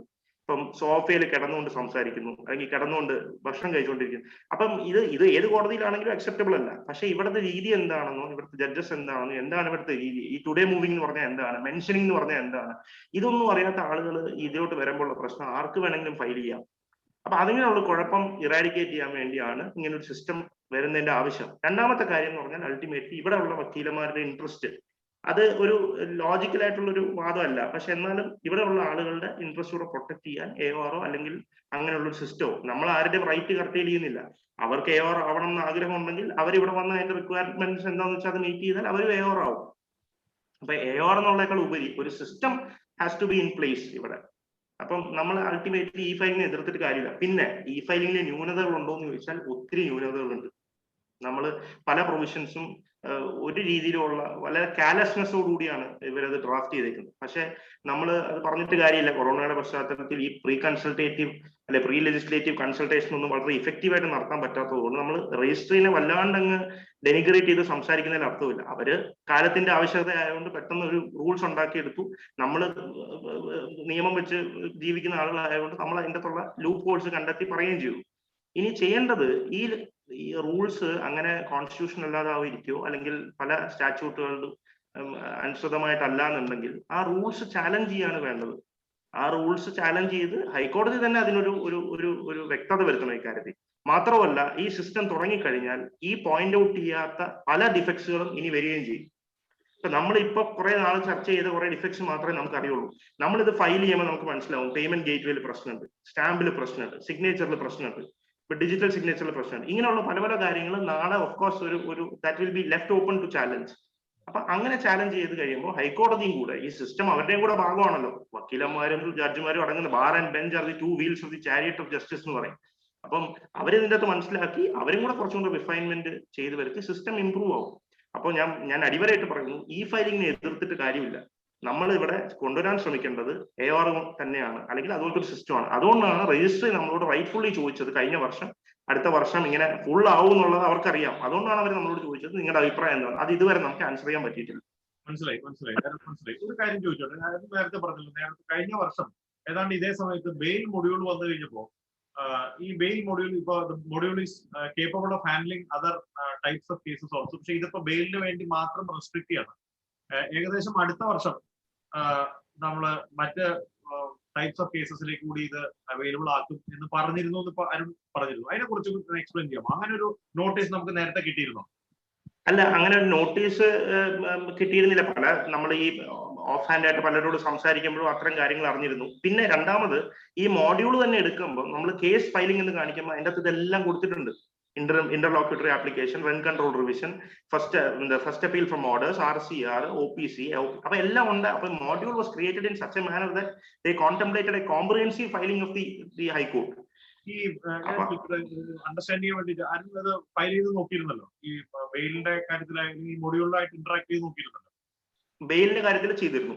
അപ്പൊ ഇത് ഒട്ടും യൂസർ ഫ്രണ്ട്ലി അല്ല. ഒരു ദിവസം മുഴുവനൊക്കെ ഇരിക്കേണ്ടി വരുന്നുണ്ട് ഇത് ഫയൽ ചെയ്യാനെന്ന് പറയുന്നുണ്ട്. എന്താ അതിന്റെ what is your take on? ആദ്യം ഈ മോഡ്യൂൾ ഇൻട്രൊഡ്യൂസ് ചെയ്ത സമയത്ത് ആദ്യത്തെ എനിക്ക് തോന്നുന്ന ആ സിസ്റ്റം ഓപ്പൺ ചെയ്ത സമയത്ത് ഞാനൊരു മാറ്റർ ഫയൽ ചെയ്ത് അതൊരു 4-5 ദിവസം എടുത്തിട്ടും ഈ സാധനം ലിസ്റ്റ് ചെയ്ത് വന്നില്ല. അപ്പൊ ഞാൻ ആ സമയത്ത് ഇത് കുറെ ആൾക്കാർ ഇതിനെ ഹെൽപ്പ് ചെയ്യാനായിട്ട് നമ്മുടെ ഇടയിൽ നിന്ന് തന്നെയുള്ള കുറെ ആൾക്കാർ ഈ കമ്മിറ്റിയിൽ എന്തോ ഉണ്ടായിരുന്ന ആളുകളെ ഞാൻ വിളിച്ചു പറഞ്ഞു. അപ്പൊ അവര് പറഞ്ഞു അതൊരു ലെറ്ററിന്റെ രൂപത്തിൽ തരണം എന്ന് പറഞ്ഞു. ഞങ്ങൾക്ക് ജഡ്ജസിനെ സർക്കുലേറ്റ് ചെയ്യാനാണെന്ന് പറഞ്ഞു. അപ്പൊ ഞാൻ എന്റെ പ്രോബ്ലം എന്താണെന്നുള്ളത് ഞാൻ ലെറ്ററിൽ എഴുതി അവർക്ക് അയച്ചു കൊടുത്തു. രജിസ്ട്രിയുടെ ഭാഗത്തുനിന്ന് നല്ല സപ്പോർട്ട് ഉണ്ടായിരുന്നു. അവരെ വിളിച്ചു. അവര് പെട്ടെന്ന് ഇഫക്റ്റീവായിട്ട് തന്നെ കാര്യങ്ങൾ അവരുടെ കഴിവിന്റെ പരമാവധി അവർ ശ്രമിച്ചു. 3-4 ദിവസം കഴിഞ്ഞപ്പോൾ കാര്യം ലിസ്റ്റ് ചെയ്ത് വന്നു. പക്ഷെ ആ സമയത്ത് ഫയൽ ചെയ്തിരുന്ന എല്ലാവർക്കും അത്തരത്തിലുള്ള ബുദ്ധിമുട്ടുണ്ടായിരുന്നു എന്നാണ് ഞാൻ മനസ്സിലാക്കുന്നത്. അതിനുശേഷം വലിയ കാര്യമായ പ്രശ്നമൊന്നും എന്റെ ശ്രദ്ധയിൽ വന്നിട്ടില്ല. ഞാൻ അങ്ങനെ ഒത്തിരി പേരൊന്നും ഫയൽ ചെയ്യുന്ന ആളല്ല, എന്നാൽ പോലും എന്റെ ശ്രദ്ധയിൽ വന്നിട്ടില്ല. അപ്പൊ ഇപ്പൊ അതൊരു യൂസർ ഫ്രണ്ട്ലി ആയിട്ടുള്ള ഒരു മൊഡ്യൂളാണ്. ബെയിൽ ഫയൽ ചെയ്യാൻ എളുപ്പമാണ്. അത് യൂസർ ഫ്രണ്ട്ലി ആണ്. കാര്യം ഇപ്പൊ കൊറോണയുടെ പശ്ചാത്തലത്തിൽ, പ്രത്യേകിച്ച് നമ്മൾ ഈ സെക്കൻഡ് വേവിന്റെ പശ്ചാത്തലത്തിൽ നമുക്ക് വേറെ ഓപ്ഷൻ ഇല്ല. അതാണ് നമ്മൾ ഇത് ക്ലാർക്കുമാർ തന്നെ ഓഫീസിലോട്ട് വരാനോ കോടതിയിലോട്ട് വരാനോ മടിക്കുന്നു. അപ്പൊ അങ്ങനെയുള്ളപ്പോ ഇത് അങ്ങനെ ഒരു കാര്യം കൂടി ഇതിന്റെ ഉണ്ട്. അപ്പൊ അതിന്റെ യൂസർ ഫ്രണ്ട്ലി ആയിട്ടുള്ള ആ ആസ്പെക്ട് കൂടാതെ കൊറോണയുടെ പശ്ചാത്തലത്തിൽ കൂടെ ചിന്തിക്കണം നമ്മൾ. യൂസർ ഫ്രണ്ട്ലി ആണെന്നുള്ളതിൽ ഒരു തർക്കവുമില്ല. യൂസർ ഫ്രണ്ട്ലി ആണ്. പിന്നെ ഓഫ് കോഴ്സ് അതിന് ഡിഫക്ട്സ് ഉണ്ടാവും. അത് നമ്മൾ ഐഡിയ പോയിന്റ് ഔട്ട് ചെയ്ത് അത് വേണ്ട റിക്വയർമെന്റ്സ് എന്താണോ അത് ചെയ്യാന്നുള്ളതേ ഉള്ളൂ. ഒരു സിസ്റ്റവും പെട്ടെന്ന് അങ്ങനെ കംപ്ലീറ്റ് ആയിട്ട് ഉണ്ടാവില്ലല്ലോ. ഡിഫക്ട്സ് ഉണ്ടാവും, അത് പോയിന്റ് ഔട്ട് ചെയ്ത്. ഞാനോ അല്ലെങ്കിൽ കേരളത്തിലുള്ള ഏതെങ്കിലും വക്കീലോ ഈ ടെക്നോളജിക്ക് പുറംതിരിഞ്ഞു നിൽക്കുന്നോ അല്ലെങ്കിൽ ഈ ഫയലിങ്ങും അതുപോലുള്ള പുതിയ ടെക്നോളജിക്കൽ ഡെവലപ്മെന്റ് ഒപ്പോസ് ചെയ്യുന്നു ഞാൻ വിചാരിക്കുന്നില്ല. പക്ഷെ അതിന്റെ രണ്ട് കാര്യമാണ് എനിക്ക് പ്രധാനമായിട്ട് പോയിന്റ് ഔട്ട് ചെയ്യാനുള്ളത്. ഒന്ന്, ഒരു പുതിയ ടെക്നോളജിക്കൽ ഡെവലപ്മെന്റ് വരുമ്പോൾ വരുന്നതിന്റെ ഏറ്റവും പ്രധാനപ്പെട്ട ഒബ്ജക്റ്റീവ് എന്താണെന്ന് വെച്ചാൽ മനുഷ്യ പ്രയത്നം ലഘൂകരിക്കുക എന്നുള്ളതാണ്. ഈ ഇപ്പോൾ ഇൻട്രൊഡ്യൂസ് ചെയ്തിട്ടുള്ള മൊഡ്യൂള് ഇത് ലഘൂകരിക്കുകയാണോ ഇരട്ടിയാക്കണോ എന്നുള്ള ഒറ്റ ഇഷ്യൂ ഉള്ളൂ. അത് മുഴുവൻ വായിച്ചു നോക്കിക്കഴിഞ്ഞാൽ നമ്മൾ സിമ്പിളായിട്ട് ഹൈക്കോർട്ടിലെ സിമ്പിൾ ആയിട്ടുള്ള ഫോം, അതിന് കാരണങ്ങളും ഉണ്ടല്ലോ. അപ്പൊ ഞാൻ പ്രത്യേകിച്ച് പറയണ്ട എന്തുകൊണ്ടാണ് ഹൈക്കോടതി ഏറ്റവും സിമ്പിൾ ആയിട്ട് വേണ്ടതെന്നുള്ളത് പണ്ടുപോലെ എസ്റ്റാബ്ലിഷ് ചെയ്തിട്ടുള്ളതാണ്. രാവിലെ 10 മണിക്ക് വരുന്ന ഒരു കക്ഷിക്ക് 12 മണിയാകുമ്പോഴത്തേക്ക് കരഞ്ഞുകൊണ്ട് കയറി വരുന്നൊരു കക്ഷിക്ക് 12 മണിയാകുമ്പോഴത്തേക്കും നമ്മൾ ഡ്രാഫ്റ്റ് ചെയ്ത് അതിന് നമ്പർ ഇട്ട് 1:45 ഉത്തരവ് വാങ്ങിച്ചു കൊടുത്ത് അവന്റെ കരച്ചിൽ നിർത്താൻ കഴിഞ്ഞിരുന്ന സ്ഥാപനമാണ് ഹൈക്കോടതി. അത് മാറിയിട്ട് അരമണിക്കൂർ കൊണ്ട് ഫയൽ ചെയ്യാവുന്ന ഒരു റിട്ട്, അല്ലെങ്കിൽ 1 മണിക്കൂർ 2 മണിക്കൂർ എടുത്ത് ഫയൽ ചെയ്യാവുന്ന റിട്ട് പെറ്റീഷൻ 3 ദിവസം എടുത്ത് ഫയൽ ചെയ്യേണ്ട അവസ്ഥയിലേക്ക് ഈ മൊഡ്യൂൾ കൊണ്ട് പോയാൽ അത് എത്രത്തോളം നന്നാവും? അത് അഭിഭാഷകർക്കോ ഗുമസ്തന്മാർക്കോ അല്ലെങ്കിൽ മറ്റ് ആർക്കെങ്കിലുമോ ഗുണം ഉണ്ടാവും എന്നുള്ള ഇഷ്യൂ ആണ് എൻ്റെ പ്രധാനപ്പെട്ട ആദ്യത്തെ ഇഷ്യൂ. രണ്ടാമത്തെ ഇഷ്യൂ, ഇത് ഫയൽ ചെയ്യേണ്ടതും ഇതുമായിട്ട് കൈകാര്യം ചെയ്യേണ്ടതും അഭിഭാഷകരും ഗുമസ്തന്മാരുമാണ്. ഇത് വന്നോട്ടെ, ഇ ഫയലിംഗ് വരും, ഇന്നവിറ്റബിൾ ആണ്, വന്നേ തീരൂ, ഒരു കാലത്ത് വരും. ബാക്കി എല്ലാ സിസ്റ്റത്തിലും ബാക്കി എല്ലാ ഫീൽഡിലും ഈ ഫയലിംഗ് അടക്കമുള്ള ടെക്നോളജിക്കൽ ഡെവലപ്മെന്റ് വന്നു കഴിഞ്ഞു. അത് നമ്മൾ പുറത്തിരിച്ച് നിന്നിട്ട് കാര്യമില്ല എന്ന് തന്നെയാണ് എൻ്റെ വ്യക്തമായ അഭിപ്രായം. ഞാനതിനെതിരല്ല. അത് ഇന്നല്ലെങ്കിൽ നാളെ വരുമ്പോൾ ഇത് കൈകാര്യം ചെയ്യേണ്ട അഭിഭാഷകർക്കും ഗുമസ്തന്മാർക്കും. അഭിഭാഷകർ എന്ന് പറഞ്ഞാൽ ഈ പ്രശ്നത്തിൽ രണ്ടായിട്ട് തരംതിരിക്കണം. അഭിഭാഷകർ, കേരള ഹൈക്കോടതിയിലെ അഭിഭാഷകർ ഒരു തട്ടും ഒരു തലത്തിലും, അതേ തലത്തിൽ തന്നെ ലോവർ കോർട്ട് അഭിഭാഷകർക്ക് പ്രൊസീജിയർ വ്യത്യാസമുണ്ട്. ഈ രണ്ട് സെറ്റായിട്ട് 2 അഭിഭാഷകരുടെ ഗ്രൂപ്പുകൾക്ക് 4, 5, 6 മാസം എടുത്ത് വ്യക്തമായ ട്രെയിനിങ്, പല തലങ്ങളിലുള്ള ട്രെയിനിങ് കൊടുക്കുക. അത് കൂടാണ്ട് അഭിഭാഷകരുമായി അസോസിയേറ്റ് ചെയ്തിട്ടുള്ള ക്ലർക്കുമാർക്ക് വേണ്ട രീതിയിലുള്ള ട്രെയിനിങ് കൊടുക്കുക. ഈ ട്രെയിനിങ് കൊടുത്ത് സുസജ്ജമായി അഭിഭാഷകർ റെഡിയാണ് എന്ന് വരുന്ന സമയത്ത് ഇത് ഇൻട്രൊഡ്യൂസ് ചെയ്യുമ്പോൾ ഇപ്പൊ വന്നിട്ടുള്ള മോഡ്യൂളുകളിൽ നമ്മൾ യൂസർ ഫ്രണ്ട്ലി ആക്കാൻ ശ്രമിക്കുക, അഭിഭാഷക ഫ്രണ്ട്ലി ആവുന്ന ഒറ്റ വിരൽ കൊണ്ട് തൊടേണ്ട സാധനം തൊട്ടാൽ നമ്മൾ ഇതിന് ഏറ്റവും വലിയ ബേസിക്സ് ഇന്നലെ മിനിങ്ങാമത്തെ ലിസ്റ്റ് നോക്കിയാൽ മതി.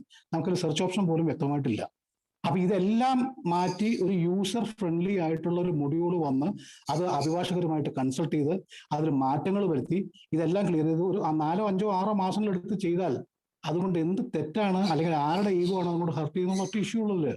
ഒരു ദിവസം ആരോടും ചോദിക്കാണ്ട് ഒരു ദിവസം രാവിലെ ഇടുത്തി പോലെ അഭിഭാഷകരോട് പറയാം, നാളെ രാവിലെ 17-ാം തീയതി രാവിലെ നിങ്ങൾ ഫയൽ ചെയ്യേണ്ടത് ഈ ഫയലിംഗ് ആണ്. ആർക്കും അറിയില്ല, അഭിഭാഷകർക്കറിയില്ല, ക്ലർക്കുമാർക്കറിയില്ല, സ്റ്റാഫിന് പോലും അതിന്റെ വേണ്ട ട്രെയിനിങ് കൊടുത്തു ഞാൻ കരുതില്ല. അങ്ങനെയാണ് ഞാൻ മനസ്സിലാക്കിയിട്ടുള്ളത്. അതിലേ ഉള്ളൊരു തർക്കം. അല്ലാതെ ടെക്നോളജിക്ക് ഏതെങ്കിലും ഒരു വക്കീൽ, ഞാനോ ഏതെങ്കിലും അഭിഭാഷകൻ കേരളത്തിൽ എവിടെയെങ്കിലുമോ തിരിഞ്ഞു നിൽക്കും എന്നുള്ള ബുദ്ധിയുള്ള അഭിഭാഷകരാരും തിരിഞ്ഞു നിൽക്കില്ല. കാരണം ഇത് ഇന്നല്ലെങ്കിൽ നാളെ വരും. അത് വരുമ്പോ ഇത് 2014 മുതലുള്ളതാണ്. പക്ഷേ ഒരു ഡിസ്കഷനും അഭിഭാഷക അസോസിയേഷനോ അഭിഭാഷകരുമായിട്ടോ ബാർ കൗൺസിലുമായിട്ടോ നടന്നിട്ടില്ല എന്നുള്ളത് തന്നെയാണ് അതിന്റെ ഇഷ്യൂ.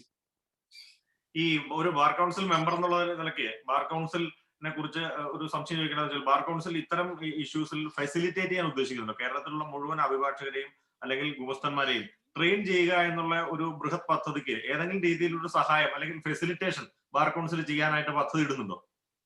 തീർച്ചയായിട്ടും ഹൈക്കോടതി ആ രീതിയിൽ ആവശ്യപ്പെട്ടാൽ ബാർ കൗൺസിലിന്റെ വക ഒരു ട്രെയിനിങ് സെഷൻ നടക്കാം. അത് ഹൈക്കോടതിയുമായിട്ട് ബന്ധപ്പെട്ട് നടത്താം, അതല്ലാതെ നടത്താം. ഹൈക്കോടതി ആദ്യം ഒരു അതിനെക്കുറിച്ച് പഠിച്ച ഒരു ആൾക്കാരെ വിട്ടുതരിക, അല്ലെങ്കിൽ ഞങ്ങൾ അതിനുവേണ്ട നടപടികളെടുത്തോളാം, ആൾക്കാരെ അപ്പോയിന്റ് ചെയ്യാം. അത് അഭിഭാഷകരെ സൂമിലൂടെയോ അല്ലെങ്കിൽ ഫിസിക്കലോ മീറ്റിംഗ് നടത്തി അവരെ സസജ്ജമാക്കാനുള്ള ബാധ്യത ബാർ കൗൺസിലുണ്ട്. അത് തീർച്ചയായിട്ടും ബാർ കൗൺസിൽ ചെയ്യുകയും ചെയ്യും, അതിന് സംശയമൊന്നുമില്ല. അതിലൊക്കെ ബാർ കൗൺസിൽ എല്ലാ മെമ്പർമാരും ഏകാഭിപ്രായമുള്ളവരാണ്. അല്ലാതെ ഈ ടെക്നോളജിക്ക് പുറത്തിരിച്ച് നിൽക്കാൻ ഞാനോ അല്ലെങ്കിൽ ബാർ കൗൺസിൽ മെമ്പർമാരോ അല്ലെങ്കിൽ ഏതെങ്കിലും അഭിഭാഷകനോ കേരളത്തിൽ ഉണ്ടാവും എന്ന് ഞാൻ വിശ്വസിക്കുന്നില്ല. റൂൾസിനെ ഒപ്പോസ് ചെയ്തിട്ടുള്ള നമ്മുടെ ഡെലിബറേഷൻസിൽ ഇത് വളരെ സംഘടിതമായിട്ടുള്ള ഒരു ന്യൂനപക്ഷം അസംഘടിതമായ ഒരു ഭൂരിപക്ഷത്തിനെതിരെയാണ് ഇങ്ങനെ ഒരു അറ്റംപ്റ്റ് നടത്തുന്നതെന്നും മിക്കവാറും ആൾക്കാർക്ക് ഇത് അനുകൂലമാണെന്നും നമ്മളൊരു ചെറിയൊരു മൈനോറിറ്റി നമ്മൾ സംഘടിതമായതുകൊണ്ട് നമ്മൾ ഇതിനെ എതിർക്കുന്നു എന്നുള്ള ഒരു ആരോപണം. സാർ എന്താ അതിനെ കുറിച്ച് പറയാനുള്ളത്? ഈ ഫയലിംഗ് ഒപ്പോസ് ചെയ്യുന്നത് സംഘടിതമായ ന്യൂനപക്ഷമാണെന്നാണോ താങ്കൾ പറയുന്നത്? അതാണോ? ഞാൻ പറയുന്നില്ല, അങ്ങനെ ഒരു ആരോപണമുണ്ട്. അത് തീർച്ചയായിട്ടും തെറ്റാണ്. ഇതില് ഈ ഫയലിംഗ് എന്ന് പറഞ്ഞ ഒരു കോൺസെപ്റ്റിനോട് നമ്മൾ ഒരിക്കലും ഒപ്പോസ് ചെയ്യുന്നില്ല. എന്ന് വെച്ചാൽ പലരും പറഞ്ഞു പോയ സാധനം തന്നെയാണ്. ട്രാക്ടർ വന്നതും കമ്പ്യൂട്ടർ വന്നതും പോലെ ഈ ഫയലിംഗും വരും. അത് വന്നെന്ന് വെച്ചാൽ ഏതൊരു സാധനത്തിനും ഈസ് ഓഫ് ഡൂയിങ് ബിസിനസ് എന്ന് ഇപ്പൊ ചിലവര് ഇൻഡസ്ട്രിയൽ പാർലൻസിൽ പറയും. നമ്മൾ പറയുമ്പോൾ ജീവിതം കുറച്ചും കൂടെ സൗകര്യമാക്കാൻ വേണ്ടിയുള്ള സുഖപ്രദമാക്കാനുള്ള സാധനം. അപ്രകാരം നോക്കുവാണെങ്കിൽ ഈ ഫയലിംഗ് തീർച്ചയായിട്ടും നല്ലതാണ്. പിന്നെ അഭിഭാഷകർ എന്ന നിലയ്ക്ക് നമ്മൾ പറയുന്ന സാധനമുണ്ട്. എപ്പോഴും സുപ്രീം കോടതി പറയുന്ന സാധനം നമ്മൾ ആവർത്തിച്ച് പറയുന്നത്, if something has to be done in a particular manner, it has to be done in that manner and in no other manner. Therefore, what is that manner in which it has to be done? And why do we think, why does what you say, ഈ minority സംഘടിത minority എന്തുകൊണ്ട് oppose ചെയ്യുന്നു? ഞാൻ എന്റെ views മാത്രമേ പറയുന്നുള്ളൂ. ഞാൻ ആ സംഘടിത മൈനോറിറ്റി ആണെങ്കിൽ ഞാൻ രണ്ടിലും അല്ല. If it has to be done in a particular manner എന്ന് വെച്ച് കഴിഞ്ഞാൽ it has to be done in a process. എല്ലാത്തിനും ജനനം മുതൽ നമ്മളിപ്പോ ജനിച്ചു കഴിഞ്ഞ് ജനനം ആദ്യം മുതൽ ഗർഭം മുതൽ ജനനം വരെയുള്ള സ്റ്റേജില് അവിടെ 3 ട്രൈമസ്റ്ററിലും ചെയ്യേണ്ട 3 രീതിയിലുള്ള ശുശ്രൂഷയും ഒക്കെയാണ്. ജനിച്ചു കഴിഞ്ഞപ്പോഴും അങ്ങനെയാണ്. രാവിലെ എണീറ്റ് കഴിഞ്ഞാൽ കുട്ടി ജനിച്ചു വീണ്ടും പശുക്കിടാവ് മാത്രം എണീറ്റിട്ട് ഒറ്റ ഓട്ടം ഓടുന്നുണ്ട്. മനുഷ്യൻ അതിന്റെ നടന്ന് പിച്ച വെച്ച് നടന്ന് അങ്ങനെ ഒക്കെ തന്നെയാണ്. അപ്പോ ഇതുപോലെ ഒരു പ്രൊസീജിയർ, ഈ ഫയലിംഗ് പ്രൊസീജിയർ സുഖപ്രദമാക്കാനും മനുഷ്യന്റെ ഈസ് ഓഫ് ഡൂയിങ് ബിസിനസിന് വേണ്ടിയാണെങ്കിൽ എങ്ങനെയാണ് ചെയ്യേണ്ടത്? ഒരു കൺസൾട്ടേഷൻ വേണം. ഈ കൺസൾട്ടേഷൻ എന്ന് പറഞ്ഞാൽ നമ്മൾ തിരിച്ചു പോകും. ഏതാ നമ്മൾ പറയുന്ന ബെഡ് റോക്ക് ഓഫ് ജൂറിസ്പ്രുഡൻസ് ആണ്. എന്താ? Here the other side. എല്ലാ സ്റ്റേക്ക് ഹോൾഡേഴ്സിനെയും ഹിയർ ചെയ്തിട്ടേ ചെയ്യാൻ പറ്റും. നമ്മളെല്ലാം വളരെ കഷ്ടപ്പെട്ട് ഇംഗ്ലീഷ് ലോയിൽ അസോസിയേറ്റഡ് പ്രസ് എന്നുണ്ട്. ജുഡീഷ്യൽ റിവ്യൂവിന്റെ പവേഴ്സ് ഇവിടെ ഇന്ത്യയിൽ കോൺസ്റ്റിറ്റ്യൂഷനിൽ 226 പറയുവാണെങ്കിൽ ബാക്കിയുള്ള പലയിടത്ത് UK-യിലുള്ളതും ഇവൺ ഇൻ US-ൽ നോക്കുവാണെങ്കിൽ when can a judicial interference be called? എപ്പോഴാണ് പറ്റുന്നത്? ജുഡീഷ്യൽ റിവ്യൂവിന്റെ പവേഴ്സ് എപ്പോഴാണ്? ഫസ്റ്റ് നമ്മൾ പറയും natural justice violation. Hear the other side. ഇവിടെ why wherein the party is not heard. നമ്മൾ മനസ്സിലാക്കുന്ന വെച്ച് 7-12 ധൃതി പിടിച്ചൊരെണ്ണം ഉണ്ടാക്കി 12-ാം തീയതി നോട്ടിഫൈ ചെയ്തു. അല്ല, 7-5 ഒരെണ്ണം ഉണ്ടാക്കി 12-5 നോട്ടിഫൈ ചെയ്തു. ഇത് ആർക്ക് വേണ്ടി ചെയ്തേക്കുന്നത്? ഇത് ഈസ് ഓഫ് ഡൂയിങ് ബിസിനസ് ആണെങ്കിൽ ഇത് ease of doing business for whom? Who are the stakeholders? ഇതിനകത്ത് ഈ പില്ലേഴ്സിൽ ആരൊക്കെയുള്ളത്? വക്കീലുമാരുണ്ട്. വക്കീലുമാർ are only special power of attorney holders കക്ഷികളുടെ. അപ്പൊ അവർക്കത് ഈസ് ഓഫ് ഡൂയിങ് ബിസിനസ് ആയോ? ഇനി ഇത് കേൾക്കാനുള്ള ഒരു രജിസ്ട്രിക്ക് കേൾക്കുന്ന ജഡ്ജിമാർക്കോ അവരെ സഹായിക്കാനോ അവർക്ക് അസിസ്റ്റ് ചെയ്യാനുള്ള രജിസ്ട്രി ആണോ? അതാണോ ease of doing business? Are they only stakeholders? Who are the real stakeholders? അപ്പൊ നമ്മൾ എല്ലാ ദിവസവും ഹൈക്കോടതി കയറി ചെല്ലുന്ന കാര്യം നമ്മൾ മനസ്സിലാകും. ഫിയറ്റ് ജസ്റ്റിഷ്യ. എന്ത് പറ്റിയാലും whatever happens, even if the heavens fall, justice will be done. Will justice be done in this process? The last man on the road, we are all being a little more luckier than others. നമ്മുടെ ഓഫീസിൽ computer ഉണ്ട്, എനിക്ക് scanner ഉണ്ട്. ഇതില്ലാതെ ഒരു പെട്ടി വെച്ച് practice ചെയ്യുന്ന വക്കീലന്മാരുണ്ട്. കോടതിയിൽ വന്നിട്ട് ആ പെട്ടി തുറന്ന് അതിനുള്ളിൽ അവന്റെ പുഷിഞ്ഞ വെള്ള ഷർട്ട് എടുത്തിട്ട് അതിന് മുകളിൽ അവന്റെ പഴയ ചുരുങ്ങിയ ബാൻഡ് ഒന്ന് വലിച്ചിട്ടിരുന്ന ഒരു പ്രാക്ടീസ് ചെയ്യുന്ന ഒരു വക്കീലുണ്ട്. Is a last man on the road. അയാളെയും കൂടെ റെപ്രസെന്റ് ചെയ്യാനുള്ള ബാധ്യത. നമ്മൾ അയാൾക്ക് വേണ്ടി സിസ്റ്റം ഉണ്ടാവും എന്നല്ല പറയുന്നത്. അങ്ങനത്തെ ഒരാൾ റെപ്രസെന്റ് ചെയ്യുന്ന അതുപോലെ ഒരു പാവപ്പെട്ട ഒരു ഇന്ത്യ പോലത്തെ ഒരു 130 കോടി ജനതയുള്ള 140 കോടി ജനതയുള്ള ഏറ്റവും പാവപ്പെട്ടവൻ റെപ്രസെന്റ് ചെയ്യുന്നതാണ് ആ പാവപ്പെട്ട അഭിഭാഷകൻ. അയാളോട് രാവിലെ എണീറ്റ് ലോക്ക്ഡൌൺ സമയത്ത്, ട്രിപ്പിൾ ലോക്ക്ഡൌൺ സമയത്ത് പറയുവാണ്, നാളെ മുതൽ ഈസ് ഓഫ് ഡൂയിങ് ബിസിനസ് ആണ്, ചെയ്തോളൂ, സ്കാൻ ചെയ്ത് അപ്ലോഡ് ചെയ്തോളൂ. അതിനോടാണ് നമുക്ക് തർക്കം. അല്ലാതെ ഈ ഫയലിംഗ് സ്റ്റഡി ആയിട്ട് വരുന്നതിന് നമുക്കൊരു തർക്കമില്ല. സ്റ്റേക്ക് ഹോൾഡേഴ്സിനെ ഇൻക്ലൂഡ് ചെയ്യണം. ഇനി അതിനകത്ത് ചെയ്യുമ്പോൾ ഈ ഫയലിംഗ് കൊണ്ടുവന്ന് അതിനകത്ത് പിന്നെ ഫിസിക്കൽ ഫയലിംഗ് കൂടെ കൊണ്ടുവരാണെങ്കിൽ എന്റെ purpose is defeated. What are you trying to achieve? Are you trying to bring in something finally where we will all sit in the comfort of our homes and look at our systems or phones or whatever, and the judge will sit anywhere and do our business? അതാണോ? അതോ ഇതെല്ലാം കഴിഞ്ഞ് physical മുഴുവൻ ചുവന്നുകൊണ്ട് കൊടുക്കണം? ഇതിനകത്ത് physical ഫയലിംഗും കൂടെ പിന്നെ വേണമെങ്കിൽ പിന്നെ ഇവിടെ എന്താണ് ഈ ഫയലിംഗ്? ഇറ്റ് ഈസ് കംപ്ലീറ്റ്ലി ഒരു കംപ്ലീറ്റ് മിസ്അണ്ടർസ്റ്റാൻഡിംഗ് ആണ് ഇത് ഈ ധൃതി പിടിച്ച് ചെയ്തത്. അപ്പൊ അതുകൊണ്ട് ഈ ഫയലിങ്ങിനെ ഒപ്പോസ് ചെയ്യുന്നതല്ല, ഈ ഫയലിംഗ് ചെയ്യുന്ന കൺസൾട്ടീവ് പ്രോസസ്സിൽ എല്ലാവരെയും കൊണ്ടുവരണം. അതിനകത്ത് തെറ്റുണ്ടെങ്കിൽ അപ്പൊ സാധാരണ നമ്മൾ എന്താ ചെയ്യുന്നത്? ഇത് സ്റ്റീം എഞ്ചിൻ ഉണ്ടാക്കിയ ആദ്യം വാട്സനെ എടുത്ത് നോക്കിയാലും ആദ്യം തന്നെ അദ്ദേഹം മറ്റേ വീട്ടിലുണ്ടായിരുന്ന വെള്ളം തിളച്ചപ്പോഴത്തേക്ക് വെച്ചിട്ട് അങ്ങനെ ലിഡ് മാറി വെച്ച് കണ്ടു. അത് വെച്ച് നേരെ അങ്ങനെ തിളച്ച വെള്ളം ഉണ്ടാക്കിയിട്ട് സ്റ്റീം എഞ്ചിൻ ഉണ്ടാക്കുകയല്ലേ ചെയ്ത്. ഇതിനൊക്കെ ഓരോ പ്രോസസ് ഉണ്ട്, പരിണാമത്തിന്റെ ഒരു ഭാഗമുണ്ട്. ഇതിനെല്ലാരെയും കൺസൾട്ട് ചെയ്ത് കൊണ്ടുവരണം. അതിന് എന്തായിരുന്നു 7ഉം 12ന്റെയും ഈ ലോക്ക്ഡൌൺ എന്തായിരുന്നു? ഇതിന്റെ മറ്റേ എല്ലാ ആസ്ട്രോണോമിക്കലി നല്ല സമയമായിരുന്നോ? ഭൂമിയുടെ കേരള മഹാരാജ്യത്തിന് മുകളിൽ നിൽക്കുന്ന നക്ഷത്രം അത്ര നല്ലതുകൊണ്ട് ഈ സമയത്ത് തന്നെ ചെയ്യണം നമുക്ക് അങ്ങനെ വല്ല ബാധ്യത ഉണ്ടായിരുന്നോ? അതേ ഉള്ളൂ. അതാണ്. അപ്പോ this can come in, we will correct what are the അതിനകത്തുള്ള എന്താണ് വ്യത്യാസങ്ങൾ തെറ്റ് വരുത്തുന്നത് വെച്ചാൽ നമ്മൾ കറക്റ്റ് ചെയ്യണം. പക്ഷെ ഡെഫിനറ്റ്ലി ഫിയർ ജസ്റ്റിഷ്യ ഇത് ജസ്റ്റിസ് നടത്തണമെങ്കിൽ this system is for the poor man. Rich man does not require all the system. ഈ പോർ മാനെ കൊണ്ടുവരണമെങ്കിൽ അയാളെയും കൂടെ കൺസൾട്ടീവ് പ്രോസസ്സിൽ കൊണ്ടുവന്ന് അയാളെയും കൂടെ കേൾക്കുന്ന അയാളെ റെപ്രസെന്റേറ്റീവ് ആയിട്ടുള്ള പാവപ്പെട്ട അഭിഭാഷകനും കൂടി ഈ പ്രോസസ്സിൽ ഭാഗമാകാൻ കഴിയണം. അങ്ങനെ ഭാഗമാകാത്ത ഒരെണ്ണം വിൽ ടോട്ടലി ഫെയിൽ. അതാണ് എന്റെ വ്യൂ. ഞാൻ പ്രവീണിനോട് ആ പറഞ്ഞതിൽ ഞാൻ അതിന് ഒരു ഉത്തരം പറയാം. ഫിസിക്കൽ ഫയലിംഗ് അവോയ്ഡ് ചെയ്യാൻ ഫയൽ ചെയ്യാൻ പറ്റാത്തത് കൊണ്ട് എന്ന് വെച്ചാൽ എന്താ കാര്യം? ഫിസിക്കൽ ഫയലിംഗ് എനിക്കൊരു ബുദ്ധിമുട്ടുമില്ല. എന്റെ കയ്യില് 1 മാസത്തേക്കുള്ള സ്റ്റാമ്പ് പേപ്പർ മുഴുവൻ വാങ്ങിച്ചു വെച്ചിട്ട് എന്റെ കയ്യിൽ ആ പേപ്പറൊക്കെ ഉണ്ട്. അപ്പൊ എനിക്ക് പ്രിന്റ് ഔട്ട് എടുക്കാൻ ഒരു ബുദ്ധിമുട്ടില്ല. എനിക്ക് വേണ്ട 5 കമ്പ്യൂട്ടറും 2 ലാപ്ടോപ്പും 3 പ്രിന്ററും ഉണ്ട്. അപ്പൊ എനിക്ക് ഫിസിക്കൽ ഫയലിംഗിന് ഒരു ബുദ്ധിമുട്ടുമില്ല. അപ്പൊ എന്റെ പോലത്തെ ഫിസിക്കൽ ഫയലിംഗിന് ബുദ്ധിമുട്ടുള്ള ആൾക്ക് എനിക്ക് ബുദ്ധിമുട്ടില്ലാത്തത് കൊണ്ട് വേറെ ആർക്കും ബുദ്ധിമുട്ടില്ല എന്നുള്ള ധാരണ ഞാൻ പറയുന്നില്ല. പക്ഷെ ഫിസിക്കൽ ഫയലിംഗ് പോലും കഴിവില്ലാത്ത ഒരാൾക്ക് എന്ന് വെച്ചാൽ അതിനുള്ള പോലും സന്ദർഭം ഇപ്പൊ കഴിയാത്ത സമയത്ത് ഈ ഫയലിംഗ് പോലത്തെ ഒരു മോഡ്യൂള് അഡോബ് റീഡറോ ക്യാം സ്കാനർ നമ്മുടെ ഫോൺ വെച്ച് ചെയ്ത് കഴിഞ്ഞാൽ അതിന്റെ എത്രത്തോളം ഞാൻ ശ്രമിച്ചു വെച്ചില്ല. ഞാൻ അസോസിയേഷന്റെ ഭാഗമായതുകൊണ്ട് ഞാൻ ഈ പ്രോസസ്സിലേക്ക് ഇടപെടരുത്. നമ്മൾ മാറി നിൽക്കണം എന്ന് പറഞ്ഞാൽ മാറിയിരുന്നു. പക്ഷേ ഒരു സ്കാനറോ ബാക്കിയുള്ള സാധനങ്ങളൊക്കെ വെച്ചിട്ട് ചെയ്യാനുള്ള ഫിസിക്കൽ ഫയലിംഗ് കഴിയാത്ത ഒരാൾക്ക് ഇത് ചെയ്യാൻ പറ്റുന്നതാണോ അങ്ങയുടെ സജഷൻ? അങ്ങനെ ചെയ്യാൻ കഴിയുമെന്ന് തോന്നുന്നുണ്ടോ? Physical filing is an adopted method that we have followed for a while. Therefore, even though it is difficult, we will somehow be able to do it. എന്നുവെച്ചാൽ പണ്ട് നമ്മൾ കൈത്തോലക്ക് എഴുതി കൊടുത്തോലെ കൈക്ക് എഴുതി കൊടുത്തേക്കുന്നുണ്ട് മുഫ്സിൽ കോഡ്സിൽ. അത് മാറി ഇപ്പൊ ടൈപ്പിംഗ് ആക്കി, A6 A4 ആക്കി, ലീഗൽ A4 ആക്കി. ആ പരിണാമത്തിന്റെ ഭാഗമായിട്ട് ഈ ഫയലിംഗ് ആക്കണം എന്ന് പറഞ്ഞാൽ അതിന് എന്തൊക്കെ ഇൻഫ്രാസ്ട്രക്ചർ വേണം? അത് എങ്ങനെ ഈ ട്രിപ്പിൾ ലോക്ക്ഡൌണിന്റെ സമയത്ത് ഈ ഫിസിക്കൽ ഫയലിങ്ങിന് പേപ്പർ ആക്സസ് ഇല്ലാത്ത ആണ് നമ്മുടെ എക്സ്ക്യൂസ് എങ്കിൽ ആ ആൾക്കാർക്ക് ഈ ഫയലിങ്ങിനുള്ള കമ്പ്യൂട്ടറും സ്കാനറും ആക്സസിബിൾ ആവുമോ?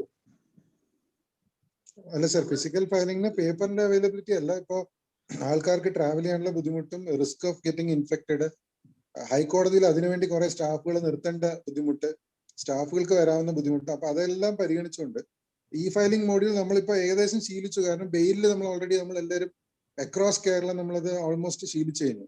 അപ്പോ before you even attempt it, before you even try it, how do we reach A conclusion that it is impractical?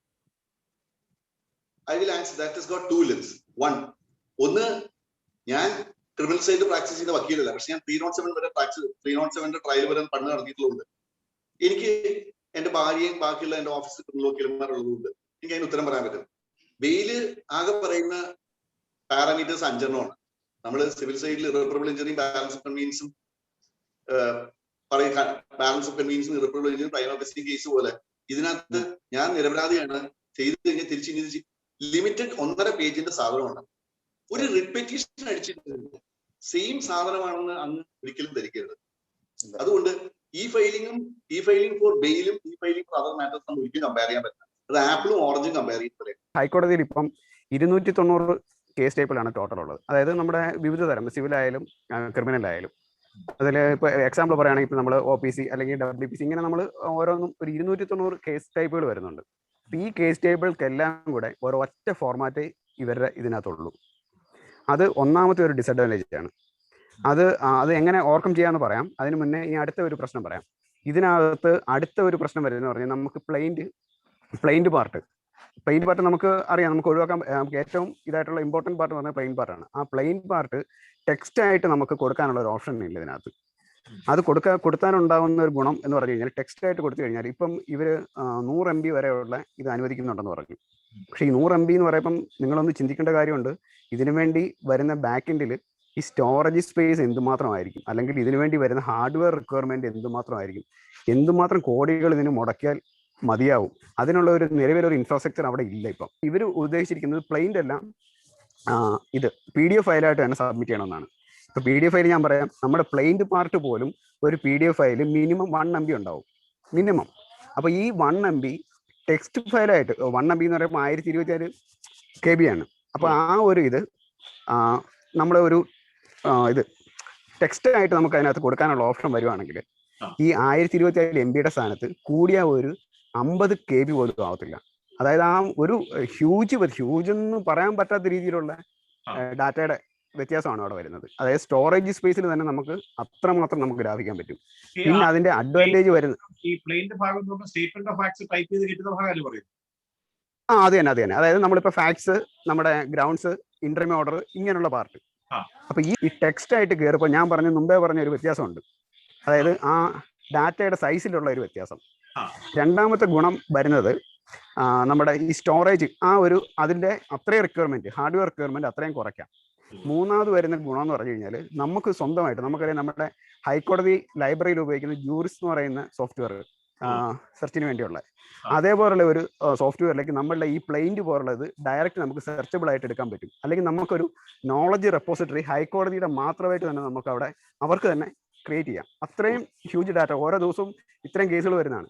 അതിന്റെ അത്രയും ഇത് നമുക്ക് ഇപ്പൊ PDF ആയിട്ട് കയറിപ്പോള്ള കുഴപ്പം ഒരെണ്ണം പോലും സെർച്ച് ചെയ്യാൻ പറ്റില്ല. ഇതിൽ ഒപ്പിടേണ്ടതുള്ളത് കൊണ്ട് PDF തന്നെ വേണം. പക്ഷെ അത് ഞാൻ പറഞ്ഞ ഒരു ഇതിൽ മാറ്റാൻ പറ്റും. കാരണം അതൊരു കടുംപിടുത്തം. കാരണം വക്കാലത്ത് ഇടുന്നതോടെ അത് നമ്മുടെ ഉത്തരവാദിത്തമായിട്ട് മാറുകയാണ്, അതിന്റെ ജെനുവിനിറ്റി അല്ലെ ബാക്കി കാര്യങ്ങൾ മൊത്തം. അപ്പൊ ആ ഒരു പോയിന്റ് നിന്നുകൊണ്ട് അതിനെ ഓവർകം ചെയ്യാം. ഇത് ചെയ്താലുള്ള ഗുണം വരുന്നത് ഞാൻ പറഞ്ഞു, നമുക്ക് ഈ നോളജ് റെപ്പോസിറ്ററി എന്ന് പറയുന്നത് അത് ക്രിയേറ്റ് ചെയ്യാൻ പറ്റും. രണ്ടാമത് ഹാർഡ്വെയർ റിക്വയർമെന്റ് കുറയ്ക്കാം. അതായത് ഇപ്പം എത്രത്തോളം ഇനിഷ്യൽ അല്ല, പിന്നെ റണ്ണിങ് കോസ്റ്റ് ആയാലും എത്ര ആയാലും അതിന്റെ പകുതിയെ ഇതിനകത്തേക്ക് വരത്തുള്ള അർത്ഥത്തിൽ എന്ന് പറയുന്ന പാർട്ടിൽ. അതായത് ജഡ്ജിമെന്റ് നമുക്കറിയാം, പ്ലെയിൻറ്റിൽ നിന്നുള്ള ഭാഗങ്ങളാണ് മെജോറിറ്റി ഓഫ് ദ പാർട്ട് നമ്മുടെ ജഡ്ജിമെന്റിനകത്ത് വരുന്നത്. അതിപ്പോൾ ചെയ്യുന്നത് പറഞ്ഞു കഴിഞ്ഞാൽ ഇവർ ഈ ഓരോ പ്ലെയിനും അല്ലെ അത് എടുത്തു വെച്ച് നോക്കി ടൈപ്പ് ചെയ്യുക ചെയ്യുന്നത്. ഈ നോക്കി ടൈപ്പ് ചെയ്യുന്ന സമയം ഇവർക്ക് ഒഴിവാക്കാൻ പറ്റും നമ്മളിത് ടെക്സ്റ്റ് ആയിട്ട് അവിടെ കൊടുക്കുകയാണെങ്കിൽ. ഞാൻ മുമ്പ് പറഞ്ഞു 290ഓളം കേസ് ടൈപ്പുകളുണ്ട്. ഈ 290 കേസ് ടൈപ്പുകളിൽ ഇപ്പൊ നമ്മൾ എടുത്തു കഴിഞ്ഞാൽ കോമൺ ഫോർമാറ്റ് ആണ്. അതായത് ഇപ്പൊ നമ്മൾ WPC എടുത്താലും RSA എടുത്താലും RFA എടുത്താലും OPC എടുത്താലും ഏതെടുത്താലും നമ്മൾ ഇപ്പം ബിഗിനർ ആയിട്ട് അല്ലെങ്കിൽ ഇതിനെക്കുറിച്ച് ചിന്തിക്കാത്ത ഒരാൾ നോക്കിക്കഴിഞ്ഞാൽ നമ്മൾ ഇതെല്ലാം നമ്മൾ ഓരോന്നായിട്ട് സെലക്ട് ചെയ്തു അതാണല്ലോ നമ്മൾ സബ്മിറ്റ് ചെയ്യുന്നത് എന്നായിരിക്കും ചിന്ത. യഥാർത്ഥത്തിൽ ബാക്ക് എൻഡിൽ നടക്കുന്നത് ഇതിനെല്ലാം ഒരൊറ്റ ഫോർമാറ്റ് ഇവർ ചെയ്തു വെച്ചിട്ടുള്ളൂ. അതായത് നമ്മൾ സെലക്ട് ചെയ്യുന്നു, WPC സെലക്ട് ചെയ്താൽ നമ്മളുടെ ഇത് പോകുന്നത് WPC ആയിട്ട് തന്നെ ആയിരിക്കും, അല്ലെങ്കിൽ OPC എടുത്താൽ OPC തന്നെയായിട്ട് പോകുന്നത്. പക്ഷേ അങ്ങനല്ല വേണ്ടത്. ആ സോഫ്റ്റ്വെയർ ചെയ്യേണ്ടത് ഇപ്പൊ WPC എടുത്തു കഴിഞ്ഞാൽ നമുക്കറിയാം WPCക്ക് ഒരു ഫോർമാറ്റ് ഉണ്ട്, OPCക്ക് ഒരു ഫോർമാറ്റ് ഉണ്ട്, RSAക്ക് ഒരു ഫോർമാറ്റ് ഉണ്ട്. ഇപ്പൊ ഓരോന്നിനും ഓരോ ഫോർമാറ്റ് ഉണ്ട്. അപ്പൊ ഈ ഏത് പർട്ടിക്കുലർ കേസ് സെലക്ട് ചെയ്യുന്നോ അതിനനുസരിച്ചിട്ടുള്ള ഒരു പ്രീ ഡിസൈൻഡ് ടെംപ്ലേറ്റ് അവിടെ വരണം. അപ്പൊ അതിന് വേണ്ട അതായത് അതിന്റെ കോളംസ് ആയിരിക്കണം അവിടെ വരേണ്ടത്. ഇപ്പൊ ഫിസിക്കലായിട്ട് ചെയ്യുന്നതിന്റെ 4-1 എഫർട്ട് ഇല്ലാതെ നമുക്ക് ഇത് ചെയ്യാൻ പറ്റും. അതിന്റെ ഏറ്റവും വലിയ അഡ്വാൻറ്റേജ് അപ്പം വരുന്നത് സമയലാഭമാണ്, പിന്നെ ഏറ്റവും ഈസി ആയിട്ട് പോകാനും പറ്റും. പക്ഷെ ഇവർ ചെയ്തിരിക്കുന്നത്, ഞാൻ അതാ പറഞ്ഞത്, ഇപ്പൊ പോലും ഇവർ പെട്ടെന്ന് ഒരു ദിവസം എടുത്ത് ഇത് ചെയ്യാൻ പോകുന്നു. അതിനുള്ള യാതൊരു ഇൻഫ്രാസ്ട്രക്ചർ അവിടെ ഇല്ല. അതായത് നമ്മളുടെ ഈ പറയുന്ന പെർ ഡേ 300 അല്ലെങ്കിൽ ഇത്രയും ഉള്ള ഡാറ്റ അല്ലെങ്കിൽ അത് ഹാൻഡിൽ ചെയ്യാനുള്ള ഒരു ഇൻഫ്രാസ്ട്രക്ചറും ഇല്ലാതാണ് ഇവർ ഇത് പെട്ടെന്ന് തുടങ്ങുമെന്ന് പറഞ്ഞത്. ഇതിങ്ങനെ വന്നു കഴിഞ്ഞാൽ അതവിടെ ഹാങ് ആയിരിക്കത്തേ ഉള്ളൂ. പിന്നെ ഇത് ഇത്തരം ന്യൂനതകളൊക്കെ നമുക്ക് ചൂണ്ടിക്കാണിക്കാനുണ്ടെങ്കിലും ഇതെല്ലാം പരിഹരിക്കാവുന്ന ന്യൂനതകളാണെന്നുള്ളതാണ് ആദർശിന്റെ അഭിപ്രായം, അല്ലേ? എല്ലാം പരിഹരിച്ച് കഴിഞ്ഞു കഴിഞ്ഞാൽ ഇത്രയും നല്ലൊരു സിസ്റ്റം ചിലപ്പം നമ്മൾ വേറെ, അതായത് നമ്മുടെ ഈ ലീഗൽ ഫ്രണ്ടേജ് കിട്ടാൻ തന്നെ ഉണ്ടാവില്ല. അതേപോലെ ആയിരിക്കും അതിന്റെ ഒരു ലെവൽ മാറുന്നത്. കാരണം ഇപ്പം ഇതിനോട് വിമുഖത കാണിക്കുന്നവർ പോലും ഞാൻ അതാ പറഞ്ഞു, ഒട്ടും കമ്പ്യൂട്ടർ എന്താണെന്ന് പോലും നോക്കാത്തവർ പോലും അതിലേക്ക് വരും. കാരണം ഇത് കുറെ കൂടി ഈസി വേയിൽ ആക്കി കഴിഞ്ഞാൽ, ഇപ്പൊ ഈ ഞാൻ പറഞ്ഞ പോലെ കുറച്ച് സാധനങ്ങളുടെ ആ ഒരു മാറ്റം ഡിസൈൻ വൈസ് തന്നെ കുറച്ച് മാറ്റം വരുത്തി കഴിഞ്ഞാൽ, കാരണം അത്രയും ഈസി ആവുകയാണ് കാര്യങ്ങൾ. നമസ്കാരം.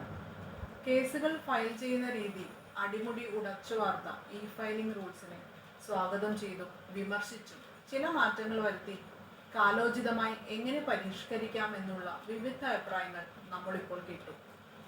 അതുതന്നെയാണ് ഏതൊരു ജനാധിപത്യ സമൂഹവും ലക്ഷ്യമിടുന്നത്. അഭിപ്രായങ്ങൾ എതിരും അനുകൂലവും ജനാധിപത്യത്തിന്റെ ഭാഗമാണല്ലോ.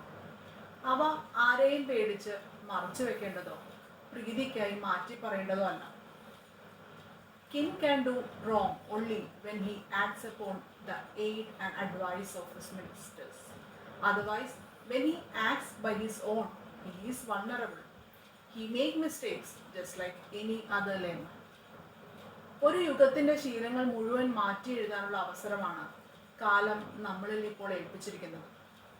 വരും തലമുറ നമ്മുടെ ഈ പ്രവൃത്തിയെ അഭിമാനത്തോടു കൂടി നോക്കിക്കാണാൻ ഇടവരട്ടെ എന്ന പ്രത്യാശയുമായി ഈ വീഡിയോ സീരീസിന്റെ ആദ്യ ഭാഗം അവസാനിപ്പിക്കുന്നു. ക്രിയാത്മകമായ പരിഹാര നിർദ്ദേശങ്ങളുമായി വീണ്ടും കാണാം. നന്ദി, നമസ്കാരം.